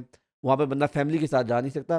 تو اور ون کین اونلی امیجن کہ ڈارک ویب پہ کیا ہوتا ہوگا. اور اگین آخر میں جو آپ کا بنیادی سوال تھا کہ اس کو یہ کن کے لیے کانٹینٹ بنایا جاتا ہے, تو یہ بلینئرز کے لیے بنایا جاتا ہے. یہ ان لوگوں کے لیے بنایا جاتا ہے جو ہمارے ڈیسیژن میکرز ہیں, جو اس دنیا کے اندر پاورفل پوزیشنز کے اندر موجود ہیں. ظاہر سی بات ہے ان کو ایک سیکیورٹی ہے, ان کو ایک ان کی پوزیشن ایسی ہے کہ they can get away with this. اب دیکھیں نا یہاں پر میں یہ سمجھتا ہوں کہ چلو اب انہوں نے رنگ پکڑ لیا, اب بندہ ماسٹر مائنڈ جرمنی بیٹھا ہوا ہے. Now the question arises will the Pakistani government take this issue up with the EU, کیونکہ اس سے پہلے جو 2 رنگ پکڑے گئے, قصور کا جو پورا رنگ پکڑا گیا اس کے کنیکشنز بھی یورپ کے ساتھ تھے. اس سے پہلے ایک رنگ پکڑا گیا, اس کے کنیکشنز بھی یورپ کے ساتھ تھے. یہاں پر فلمنگ ہوتی ہے, پورنوگرافک ویڈیوز بنتی ہیں, سارا کچھ ہوتا ہے, اور پتہ یہ لگتا ہے کہ اس کو بیچا جاتا ہے. صحیح ہے. اور بیچا کس کو جاتا ہے؟ یورپین ممالک کے اندر لوگ موجود ہوتے ہیں. کیا ہماری گورنمنٹ, سوال یہ پیدا ہوتا ہے کہ EU سے اور یہ جو یورپین ممالک ہیں ان سے ٹیک اپ کرے گی؟ یعنی یہاں پر جب کوئی کرائم ہو, ان کا کوئی کرمنل اگر یہاں پر آ کر پناہ لے تو وہ بڑی جلدی بڑے فاسٹ ٹریک طریقے سے آپ پکڑ کر ان کو حوالے کر دیتے ہیں اگر اس نے جرم نہ بھی کیا ہو. تو کیا آپ کا کوئی ایسا میکینزم ہے؟ کیونکہ جب تک آپ وہاں پر لوگوں کے اوپر ہاتھ نہیں ڈالیں گے ڈیٹرنس کریٹ نہیں ہوگی, اور یہ چیز اسی طرح چلتی رہے گی. اچھا یہاں پہ جو آرٹیکل ہے آپ کے معصومانہ سوال کا نا ایک اتفاق سے گارڈین کا ایک آرٹیکل ہے, اس کے اندر یہ ایک سٹیٹمنٹ ہے, اور یہ میں کہوں گا میڈیا کو کہ یہ دکھا بھی دیں. Trump was once praised Epstein in conversation with New York Magazine in 2002. Yes. Calling him a terrific guy and hinted at his interest in women on the young side. تو یہ جو ٹرمپ صاحب اور یہ جو ساری تہذیب یافتہ لوگ ہیں, وہ تو ابھی آپ دیکھ لیں, وہ ایلون مسک نے بھی ٹویٹر پہ الزام تو لگا دیا تھا. اس نے کہا تھا کہ ٹرمپ جو ہے وہ اچھا, کیونکہ دیکھیں نا وہ ابھی جب ان کے اوپر ہوا نا تو اندر سے ہی ان کی ریپبلکن پارٹی میں سے بہت سے لوگ یہ سوال اٹھا رہے تھے کہ آپ جب پاور میں آئے تھے تو آپ نے ووٹ اس پہ بھی لیا تھا کہ میں ایپسٹین فائلز کو سامنے لے کے آؤں گا. بالکل. تو ابھی تک کیوں نہیں لے کے آئے؟ وہ کیش پٹیل کو انہوں نے پکڑ کے کافی لوگوں نے رگڑا اس کے اوپر کہ آپ کیوں نہیں لے کے آ رہے. تو وہ آئیں بائیں شائیں کر رہے ہیں. پھر ایلون مسک نے آ کے جب وہ ٹویٹ کر دیا کہ جی اس لیے ایپسٹین فائلز نہیں آ رہی کیونکہ ٹرمپ کا اپنا نام بیچ میں آیا ہوا ہے. تو یہ وہ سینسٹر چیزیں ہیں جو کہ میں سمجھتا ہوں کہ گلوبل لیول پہ نا ہر انسان کو پریشان ہونا چاہیے کہ جو لوگ دنیا کو چلا رہے ہیں یہ کون لوگ ہیں. دیکھو اگر تو یہ ثابت ہوتا ہے کہ یہ اسی طرح کے پیڈوفیلیک قسم کے ذہنیت والے اور اس قسم کے سیٹینک ریچول لوسیفیرین قسم کے لوگ ہیں, ہاؤ آن ارتھ آر وی, ہم آرام سے کیسے بیٹھے ہوئے ہیں؟ یہ کون, وہی جو ابھی آپ جو نا سینیٹر صاحب کہہ رہے تھے کہ یہ جنگل کا قانون بنا ہوا ہے, کوئی کسی کی, اگر یہ عالم ہے دنیا کا تو پھر تو کوئی حال نہیں ہمارا. ابھی جو یہ اس کی رپورٹ ہے ڈان نیوز کی, اس میں وہ لکھتے ہیں ڈارک ویب چائلڈ ایکسپلوٹیشن رنگ بسٹڈ ان مظفر گڑھ. آگے لکھتے ہیں جی children age 6 to 10 years lured, abused, filmed at fake gaming club. NCCIA operation leads to recovery of 10 kids, 6 shifted to Child Protection Department, 2 arrested, 4 other suspects at large. 4 بندے فرار ہیں including Germany based ring leader. تو جرمنی کا رنگ جو leader ہے, سرغنہ ہے ان کا, وہ بھی فرار ہوا ہے. اور جو پنجاب کیبنٹ ہے approves first ever child protection policy, اور پھر وہ دیگر اس کی جو ہے نا بات آتی ہے. دیکھیں یہ جو خبر ہے نا یہ انتہائی پریشان کن ہے, اور ہم آلریڈی یہ بات سمجھتے ہیں کہ دیکھیں جب بھی کوئی اس قسم کا معاملہ ہوتا ہے ہم ہمیشہ آواز اٹھاتے ہیں, ہم شور مچاتے ہیں. ہماری حکومت کی دیکھیں نا کچھ پرائرٹیز ہونی چاہیے. اور دیکھیں ہم ایک چیز جو مجھے شکوہ اور شکایت رہتی ہے وہ یہ ہے کہ معاملے کو اینڈ تک کیوں نہیں نپٹاتے. یعنی ایک چیز پکڑی گئی, شور مچا, یہ ہوا, یعنی اس کو اینڈ تک کیوں نہیں لے کے جاتے؟ کیونکہ جب آپ اینڈ میں جائیں گے نا تو آپ کو بہت سارے انکشافات ہوں گے اور چیزیں ہوں گے, اور وہ and that has to be made public. Who are the people behind it, وہ کون ہے, کیسے ہیں, کب ہیں. ایک مووی بنی تھی آج سے کچھ عرصہ پہلے ساؤنڈ آف فریڈم کے نام سے. وہ پوری مووی اسی چیز کے اوپر بیس تھی کہ پورا انٹرنیشنل یہ جو چائلڈ ایکسپلوٹیشن رنگز ہیں یہ کیا حرکتیں کر رہے ہیں, کدھر جاتے ہیں, کدھر ٹریفک ہوتے ہیں, اور اس کے جو انکشافات تھے وہ بہت ڈسٹربنگ تھے. دیکھیں اگر تو آپ نے اس کو ڈسمس کرنا نا اس پوری فلم کو, اور وہ ایک ڈاکیومنٹری سٹائل بنی ہوئی ہے اور ایک ایکچوئل CIA آپریٹیو کی کہانی ہے جو اپنی زبانی وہ بتا رہا ہے, مطلب کہ اس میں اس کی سٹوری کو انہوں نے دکھایا ہوا سارا اس کے انٹرویوز کے بیسس پہ. اگر تو آپ کہتے ہو وہ جھوٹ ہے اور بکواس ہے فرینکلی اسپیکنگ, تو ٹھیک ہے فائن, پروو کر دو اس کو بکواس ہے. اور اگر وہ نہیں ہے تو پھر ہم کیا کریں, پھر ہم کہاں جائیں؟ اگر وہ باتیں جو کیونکہ ایک تو ریالٹی ہے نا کہ یہ ہو رہا ہے, اگر جو وہ کلیمز اس میں کیے جا رہے ہیں کہ یہ کہاں بچے جاتے ہیں اور کن کن کے پاس جاتے ہیں اور کیا کیا ہوتا ہے, پھر تو یہ بہت اور کس کس کی ناک کے نیچے ہوتا ہے, کس کس کی اجازت سے ہوتا ہے, یہ تو انتہائی ڈسٹربنگ ہے پھر. سو میں یہی چاہتا ہوں کہ دیکھو ہم کسی بھی معاملے کو اینڈ پہ کیوں نہیں لے کے جاتے, why do we stop midway. ایک اور اسٹوری اسی کے زمرے میں آپ کے سامنے شیئر کرتا ہوں. حال ہی میں پتہ چلا کہ جو 1950s اور 60s میں یہ جو UFO کریز آیا تھا نا, یہ اب وال اسٹریٹ جرنل کی خبر ہے, بہت لیٹسٹ خبر ہے یہ, کہ the Pentagon disinformation that fuelled America's UFO mythology. وہ بیان کرتے ہیں کہ باقاعدہ طور پر پینٹاگون نے جو ہے وہ ایک ڈس انفارمیشن پھیلائی, لوگوں کو مس گائیڈ کرنے کے لیے, مس لیڈ کرنے کے لیے ایک پوری متھ کریٹ کی گئی around the UFO phenomena. Now growing up, اگر آپ 80s اور 90s میں گرو اپ کیے تو آپ کو پتہ ہے کہ اس ٹائم پہ نا یہ بڑا یعنی it was the in thing to do کہ ٹاک اباؤٹ ایلینز اینڈ UFOز اینڈ فلانا, اور جتنی بھی فلمیں آ رہی تھیں, ET بھی آ گئی, اسٹار وارز آ گئی اور اسٹار ٹریک آ گئی, ہم لوگ بس یہی سوچتے تھے کہ بس ابھی ایلین آئے کیا ہے, انڈیپینڈنس ڈے آ گئی امریکن فلم, ٹھیک ہے, اور پھر ایلین کے اوپر TV شوز کتنے آ گئے, ایکس فائلز آ گیا. So people were obsessed about this thing کہ یہ, اور یہ بتا رہے ہیں اب یہ انکشاف ہو رہا ہے اتنے سالوں بعد کہ یہ پینٹاگون کا باقاعدہ طور پر اسٹریٹجک پلان تھا کہ وہ اپنا ملٹری ایپراٹس, ملٹری چیزوں کو جب ٹیسٹ کرتے تھے, جب سائٹنگز ہوتی تھیں تو UFO کر کے نا لوگوں کی توجہ ادھر کر دی. یعنی کام کچھ اور ہونا تھا اپنی, کیونکہ یہ تو آپ کو پتہ ہی ہے نا کہ یہ لوگ بہت سی چیزیں way ahead of its time experiment بھی کر لیتے ہیں, ٹرائی بھی کر لیتے ہیں. انٹرنیٹ ہمارے پاس 1990s میں پہنچا, اصل میں جا تو 1950s اینڈ 60s میں ہو چکا تھا ملٹری پرپسز کے لیے. تو یہ بہت دفعہ ایسا ہوتا ہے کہ یہ ٹیکنالوجی اپنے پاس رکھتے ہیں اور پھر جب وہ ڈسپلے کرتے ہیں نا تو تب تک وہ ان کے لیے آبسلیٹ ہو چکی ہوتی ہے اور پھر یہ سامنے آتی ہے. اب آپ ذرا اندازہ لگائیں اس وقت جو ٹیکنالوجی انہوں نے عام کی ہوئی ہے, سوچیں ان کے ملٹری سیٹ اپ اور ایپراٹس کے لیے یہ آبسلیٹ ہے. اب یہ کس پہ کام کر رہے ہیں, وہ آپ کی سوچ ہے, اگر انہوں نے آج ہمارے سامنے چیٹ GPT اور ڈیپ سیک بھی آ گیا, اور اس کے علاوہ آپ دیکھیں کہ ہم لوگ گوگل میپس اور امیجز اور سرچ کر کے آپ تو اسٹریٹ لوکیشن سب کچھ ٹریک کر لیتے ہیں. اندازہ لگائیں کہ what can they do which with the technology that you have not seen, یعنی جس زمانے میں یہ ان کا B-2 اسٹیلتھ بامبر آیا تھا نا، انہوں نے انویل کیا، بامبر تو اس سے بہت پہلے بن چکا تھا کہ ایسا بامبر ہمارے پاس ہے جو ریڈار بھی ڈیٹیکٹ نہیں کرتا. اس لیے اب سمجھ آتا ہے کہ 1950s میں کچھ چیزیں ہوا میں اڑ رہی تھیں، لوگوں نے کہا کوئی چیز عجیب سی نظر آئی ہے اڑتے ہوئے، گلائڈ کرتے ہوئے، جو کسی ایئر کرافٹ کی طرح نہیں لگتی. تو انہوں نے کہا بس وہ پھر UFO کے کھاتے میں ڈالو، ایلینز آ رہے ہیں بھائی، ایلینز آ رہے ہیں، ڈر جاؤ کوئی ایلینز ہمیں آبزرو کر رہے ہیں، intelligent life, there is some thing out there. اب پتہ چل رہا ہے، ناؤ اٹس بینگ ڈسکلوز، یہ پینٹاگون کے آپریشن سے. سو مائی پوائنٹ از کہ ہم لوگ ابھی یعنی یا تو ہم اس بات پہ توکل کر کے بیٹھ جائیں کہ بس اب قیامت کے دن ہی پتہ چلے گا، یعنی اصل اور واقعی میں یہ بات سچ بھی ہے کہ بہت سارے انکشافات جو ہے نا وہ قیامت کے دن ہی پتہ چلے گا کہ آپ لوگوں کے ساتھ ہوا کیا ہے، آپ لوگوں کے ساتھ گیم کون سی ہوئی ہے، جس کو آپ یہ سمجھتے تھے وہ کیا ہوا، جس کو آپ وہ سمجھتے تھے وہ کیا ہوا.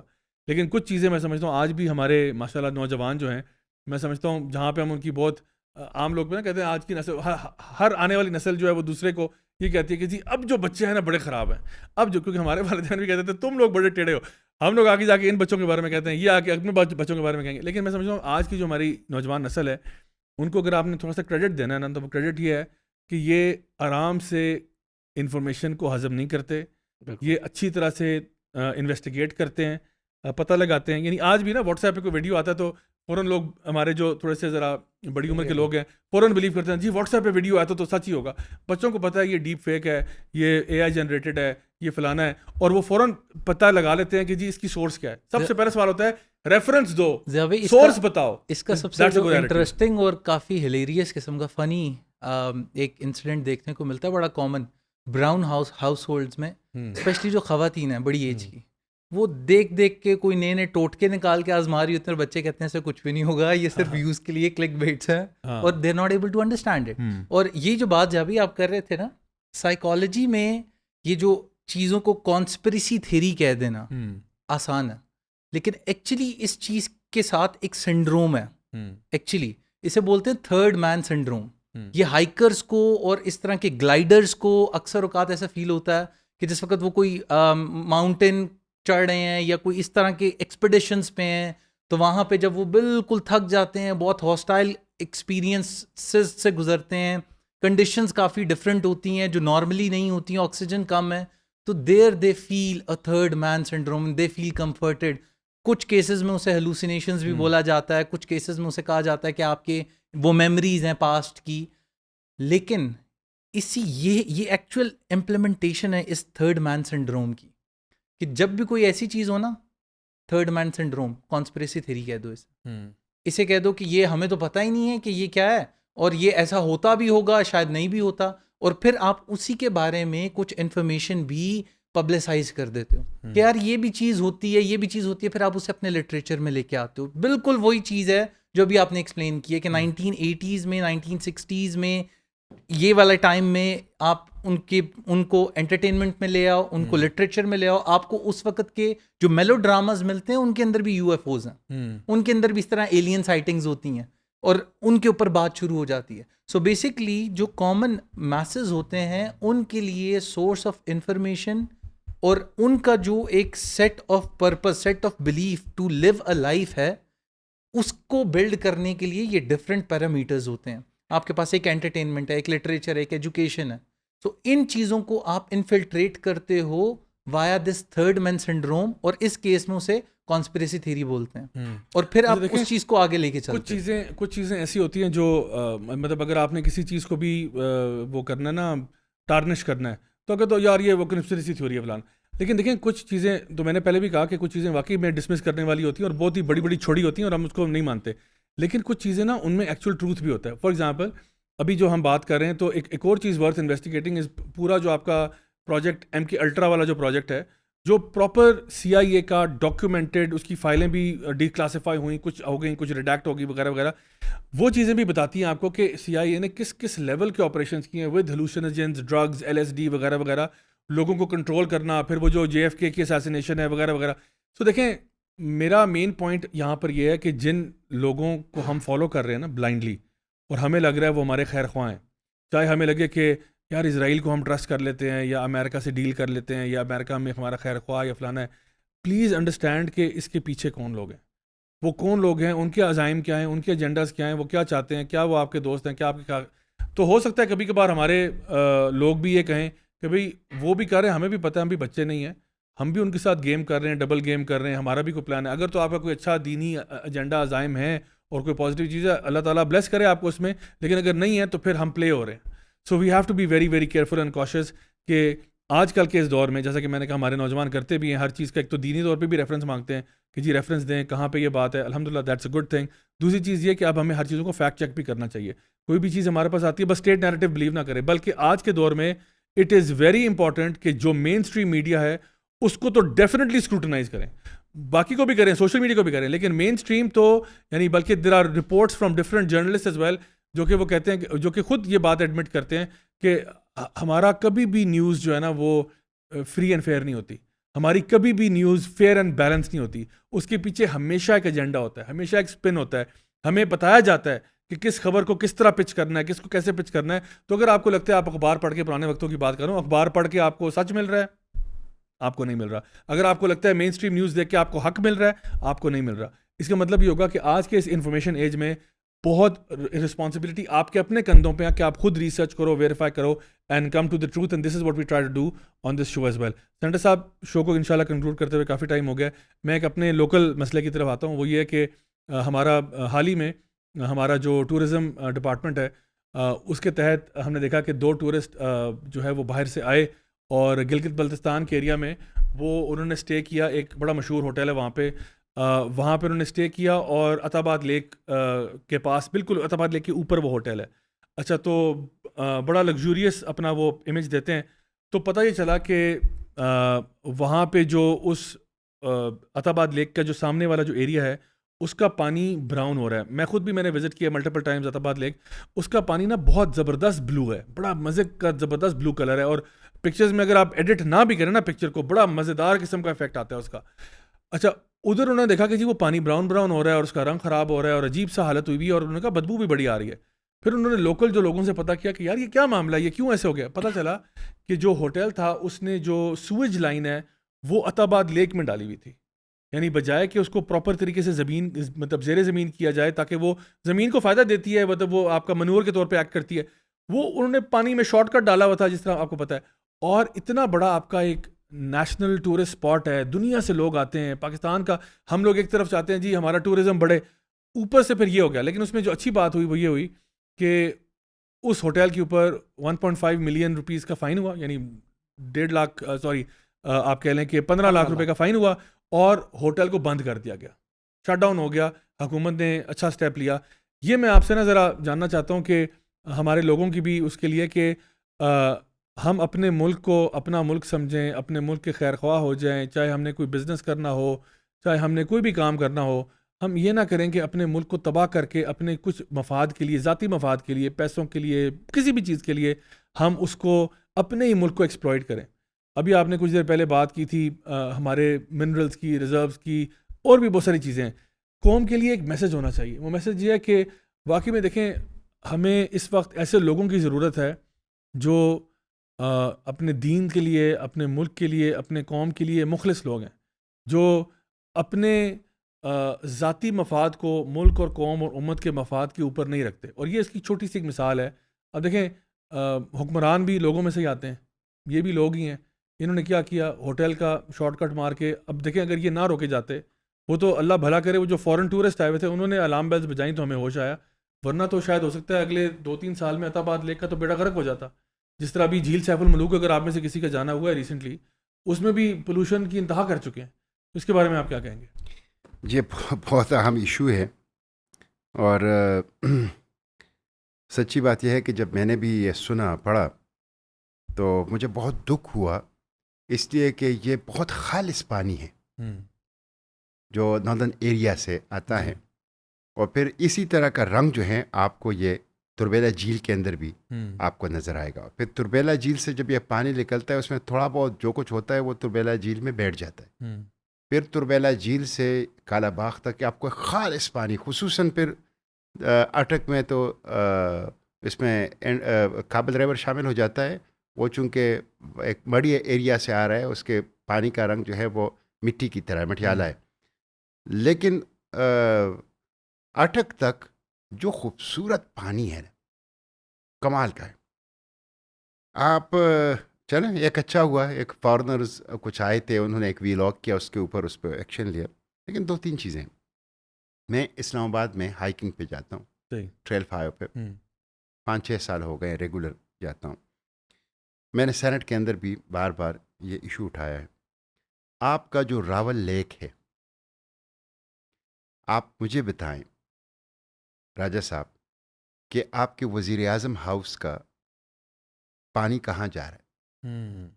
آپ کی ایوان صدر کا پانی کہاں جا رہا ہے, آپ کے قائد اعظم یونیورسٹی کے ہاسٹلز اور قائد اعظم یونیورسٹی کا پانی, گندا پانی کہاں جا رہا ہے؟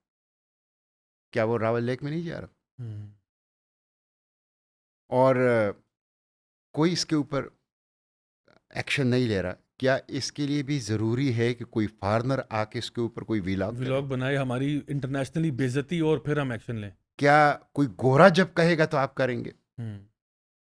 تو ایک چیز تو یہ ہے کہ دیکھیں, اس میں بنیادی ذمہ داری سب سے پہلی تو ان اداروں کی ہے جو ادارے بنے اس کام کے لیے, ہوں.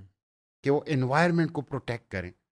اب یہاں پہ آپ اسلام آباد دیکھیں, اسلام آباد دنیا کے بہترین دارالحکومتوں میں سے ایک دارالحکومت, بے شک, اس میں خوبصورت دارالحکومتوں میں سے ایک دارالحکومت. بے شک. لیکن جس طریقے سے اسلام آباد کے انوائرمنٹ کو تباہ کیا جا رہا ہے, ہوں. اور کن کے ذریعے سے تباہ کیا جا رہا ہے؟ ان لوگوں کے ذریعے سے جن کا کام اس انوائرمنٹ کا تحفظ ہے. ہوں. آپ کے ڈسٹرکٹ ایڈمنسٹریشن, آپ کا سی ڈی اے, آپ کے جو انوائرمنٹ کی پروٹیکشن کے لیے ادارے ہیں, وہ سب کے سب انوالو ہیں. جس طریقے سے بے ہنگم طریقے سے یہاں آبادی بڑھ رہی ہے, ہوں. جس طریقے سے یہاں کا جو راول لیک ہے اس کا پانی تباہ کیا گیا ہے, جس طریقے سے یہاں جنگل کاٹے جا رہے ہیں, بالکل. درخت کاٹے جا رہے ہیں. اسلام آباد کبھی ایسا نہیں تھا, ہوں. اور خود حکومت انوالو ہیں, ہزاروں درخت کاٹے گئے ہیں ہوں. کنسٹرکشن کے لیے, ترقیاتی پروجیکٹس کے نام کے ہوں. اوپر. یہ ظلم ہے. تو یہاں پہ آپ دیکھیں کہ جو آپ کی جنگلی حیات ہے اس کو خطرہ ہے. خطرہ ہے, بالکل. تو سب سے پہلی ذمہ داری تو ان اداروں کی ہے جو اس مقصد کے لیے بنے ہیں. ہوں. اب عطاباد لیک کا آپ نے بات کی, ہوٹل انہوں نے بند کر دی, 15 لاکھ روپے جرمانہ کر دیا, لیکن جس نے سرٹیفکیٹ دیا تھا, جس ادارے نے, ہوں. وہاں کا ڈپٹی کمشنر ہے, ہوں. وہاں کا اسسٹنٹ کمشنر ہوگا, وہاں کا متعلقہ ادارہ ہوگا, ان کا کوئی احتساب ہوا؟ ہوں. جب 7 سمندر پار سے ایک ٹورسٹ گورا آ کے وہ معلوم کر لیتا ہے, ہوں. تو آپ جس کے لیے آپ تنخواہ لے رہے ہیں, جس کے لیے آپ برتی ہوئے ہیں, جس کے لیے آپ کا ادارہ قائم کیا, وہ کیوں اس کا پتہ نہیں چلا سکا؟ ہمیں اس کی اصلاح کرنی بے ہوگی. شک. تو اسلام آباد میں بھی اور پاکستان میں بھی دیکھیں, یہ ہمارے ملک بہت خوبصورت ملک ہے. بے شک. یہاں پہ جو گلیشیئرز ہیں, یہاں پہ جو دریا ہے, میں دریائے سوات کو دیکھتا ہوں, یہی صورتحال ہے. دریائے پنچکوڑا کو دیکھتا ہوں, یہی صورتحال ہے. دریائے کابل کو دیکھتا ہوں, یہی صورتحال ہے. اباسین کو دیکھتا ہوں, دریائے سندھ کو, یہی صورتحال ہے. جنگلات کو دیکھتا ہوں. پھر جس طریقے سے مائنز کی آپ نے بات کی, ہمارے ہاں منرلز جس طرح سے نکالے جاتے ہیں, یقین کریں دنیا میں کسی بھی ملک میں اس طریقے سے منرلز نہیں نکالے جاتے. بلاسٹنگ کر کے, حالانکہ بلاسٹنگ کے طریقے سے منرل نکالی, اس سے منرل تباہ ہوتے ہیں, ہوں. انوائرمنٹ تباہ ہوتی ہے. لیکن آپ دیکھیں خیبر پختونخوا کے جتنے بھی آپ کے ماربل ہیں, وہ اسی طریقے سے بارود سے بھرے جاتے ہیں, پھر بلاسٹ کی جاتے ہیں, پھر اس میں 60-70% ضائع ہو جاتا ہے, 30-40% آپ کو مل جاتا ہے, اور انوائرمنٹ کا جو نقصان وہ سب کو. تو سب سے پہلے تو ان اداروں کی ذمہ داری ہے. دوسرا پھر یہ ہے کہ ہر بندہ یہ سمجھے کہ پاکستان میرا گھر ہے, ہوں. پاکستان میرے لیے ماں کی گود کی طرح ہے, پاکستان میرا ہے. اونرشپ لے, ہوں. محبت کرے. جب تک اونرشپ نہیں لے گا ہر فرد, جب تک محبت نہیں کرے گا ملک کے ساتھ, کبھی بھی یہ ملک ترقی نہیں کر سکتا. وہ ہمارے قاضی صاحب فرماتے تھے نا کہ اس ملک میں صفائی کیسے آئے گی, کہ اس ملک میں صفائی کے لیے ہم نے کچھ لوگوں کو رکھا ہوا ہے جن کی بھی ہم توہین کرتے ہیں. حالانکہ صفائی جو لوگ کر رہے ہیں وہ قابل عزت ہے, بے قابل شک, بے شک, احترام ہے. بالکل. صفائی صرف ان چند لوگوں کا کام ہے, اور گن پھیلانا سارے لوگوں کا کام ہے. ہوں. تو اس ملک میں جس میں سارے لوگ گن پھیلا رہے ہیں اور ہاتھ پہ کہ انگلیوں پر گنے چنے چند لوگ صفائی کے لیے معمور ہوں, وہ صاف نہیں ہو سکتا. نہیں ہو سکتا کبھی بھی. تو یہی صورتحال عوام کا ہے. عوام کو اپنی ذمہ داری کا احساس کرنا چاہیے, اونرشپ لینی چاہیے, محبت کرنی چاہیے. جنگلات کو پروٹیکٹ کرو, جنگلی حیات کو پروٹیکٹ کرو, انوائرمنٹ کو پروٹیکٹ کرو, اپنی ندیوں کو, اپنے نالوں کو, اپنے دریاؤں کو, اپنی جھیلوں کو, ان کو بچاؤ, درخت لگاؤ اس ملک کے اندر. اور یہ جو آپ دیکھ رہے ہیں اگرچہ اس میں ہمارا حصہ نہیں ہے, بہت ہی کم ہے, جو ایک انوائرمنٹ کا ہمیں اس وقت ایک تھریٹ ہے, اور جو ویدر پیٹرن جو ہے وہ بالکل وہ چینج ہو چکا ہے. اگرچہ اس کا بنیادی وجہ جو ترقی یافتہ ممالک ہیں جو وہ کاربن کا ایمیشن کر رہے ہیں, جس انداز سے اس کا سزا جو ہے وہ ہم بھگت رہے ہیں, لیکن ہمیں خود آگے بڑھ کر اپنی ذمہ داریاں جو ہیں وہ پوری کرنی چاہیے. بے شک انشاءاللہ. میں یہ ٹاپک اتنا وسیع اور میرے دل کے بھی بہت قریب ہے, کیونکہ بہت عرصے سے ہم اسلام آباد میں ہی ہیں, اور یہاں پہ اب نظر آتا ہے کہ ایک تو ڈیفورسٹیشن بھی کی جا رہی ہے. F9 پارک ہمارا اس طرح نہیں رہا جس طرح پہلے ہوا کرتا تھا. بہت زیادہ درخت کاٹے جا چکے ہیں. ایون یہاں پہ کچھ سڑکوں کی ایکسپینشن اور ان پروجیکٹس میں بھی بہت زیادہ درخت کاٹے گئے. اور مسئلہ یہ ہے کہ درخت کاٹے چلو ایک طرف آپ نے کیا, لیکن اس کے بعد ری پلانٹیشن بھی تو ہونی چاہیے نا, کیونکہ ہمارا اسلام آباد کی خوبصورتی اس بات میں تھی کہ یہ گرین سٹی تھا. مجھے ڈر اس بات کا ہے کہ کہیں یہ گرین سے بالکل ایک نارمل شہر نہ بن جائے, ایک اربن جنگل نہ بن جائے جس طرف حالات جا رہے ہیں. اور دیکھیں اس کا بھی ہمیں ملک و قوم کو فائدہ نہیں ہے, بیکاز بہت ساری ہاؤسنگ پروجیکٹس اور سوسائٹیز جو ہیں اسی طرح بنجر کی بنجر پڑی ہیں, نہ لوگ لے رہے ہیں. آپ نے ڈیفورسٹیشن بھی کر دی, آپ نے درخت بھی سارے کاٹ دیے, وائلڈ لائف کا بیڑا غرق بھی کر دیا, دریا بھی بند کروا دیے, خراب کر دیا, اس میں سویج کا پانی بھی ڈال دیا. تو یہ اس کا نا امپیکٹ بہت بڑا ہے. یعنی آپ اندازہ نہیں لگا سکتے کہ ایک جگہ پر جب آپ قدرتی ماحول کے اندر ایک جگہ پر آپ چیز کو چینج کرتے ہو نا, اس کا کتنا بڑا امپیکٹ ہوتا ہے پورے معاشرے کے اوپر.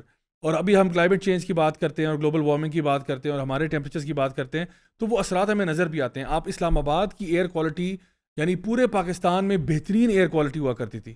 ابھی وہاں پہ بھی آپ کو اگر آپ ویدر ایپ کھول کے دیکھیں تو آپ کو ایئر کوالٹی میں نظر آ رہا ہوتا ہے کہ ڈینجرس لیولز پہ پہنچی ہوئی ہے. آخر ایسا کیسے ہو گیا؟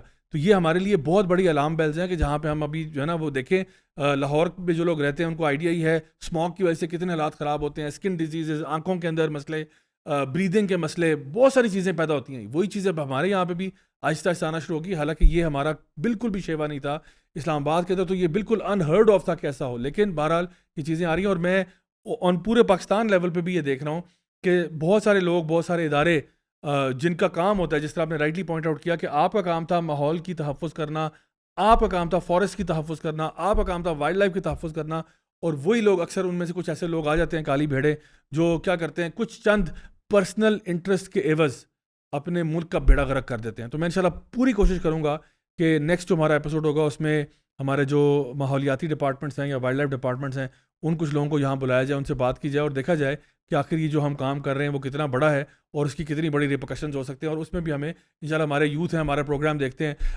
بہت سارے انیشیٹیوز ہم لے سکتے ہیں ایز یوتھ, اور اس کے لیے کسی سے آپ کو پوچھنے کی ضرورت نہیں ہے. ٹری پلانٹیشن ڈرائیوز اور بہت سارے ایسے NGOز ادارے ہیں جو ماشاءاللہ چاہتے ہیں کہ ماحول ہمارا بہتر ہو. اس کے لیے ہمیں خود سے کچھ کرنا پڑے گا. ہر چیز یعنی ہم ایک تو ہوتا ہے نا کہ حکومت کو ہم کرٹیسائز کرتے ہیں, وہ اپنی جگہ پر جہاں پہ ان کے احساس دلانا کہ آپ کی یہ ذمہ داری ہے, آپ کو کرنا چاہیے, ان کو اکاؤنٹیبل ٹھہرانا, لیکن اپنے طور پہ بھی ہم جو کچھ کر سکتے ہیں انشاءاللہ ہم لوگ ضرور کریں گے. سینیٹر صاحب بہت شکریہ, آپ آئے, آپ نے ٹائم نکالا اور بہت ہی زیادہ مفید باتیں آپ نے کی.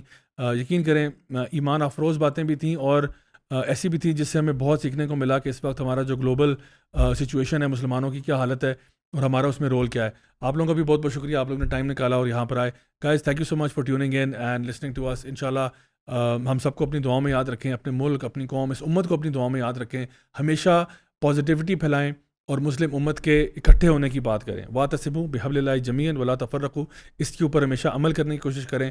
اور یہ ہم سے ہی اسٹارٹ ہوگا, چھوٹا چھوٹا ایفرٹ ہم کریں گے, اویئرنیس ریز کریں گے, تو انشاءاللہ کل کو جو ہماری اگلی نسل ہوگی وہ بھی اسی آیت کے اوپر گامزن ہوگی. آپ لوگوں کا بہت بہت شکریہ. انشاءاللہ آپ سے نیکسٹ ویک ملاقات ہوگی, سیم ٹائم سیم چینل.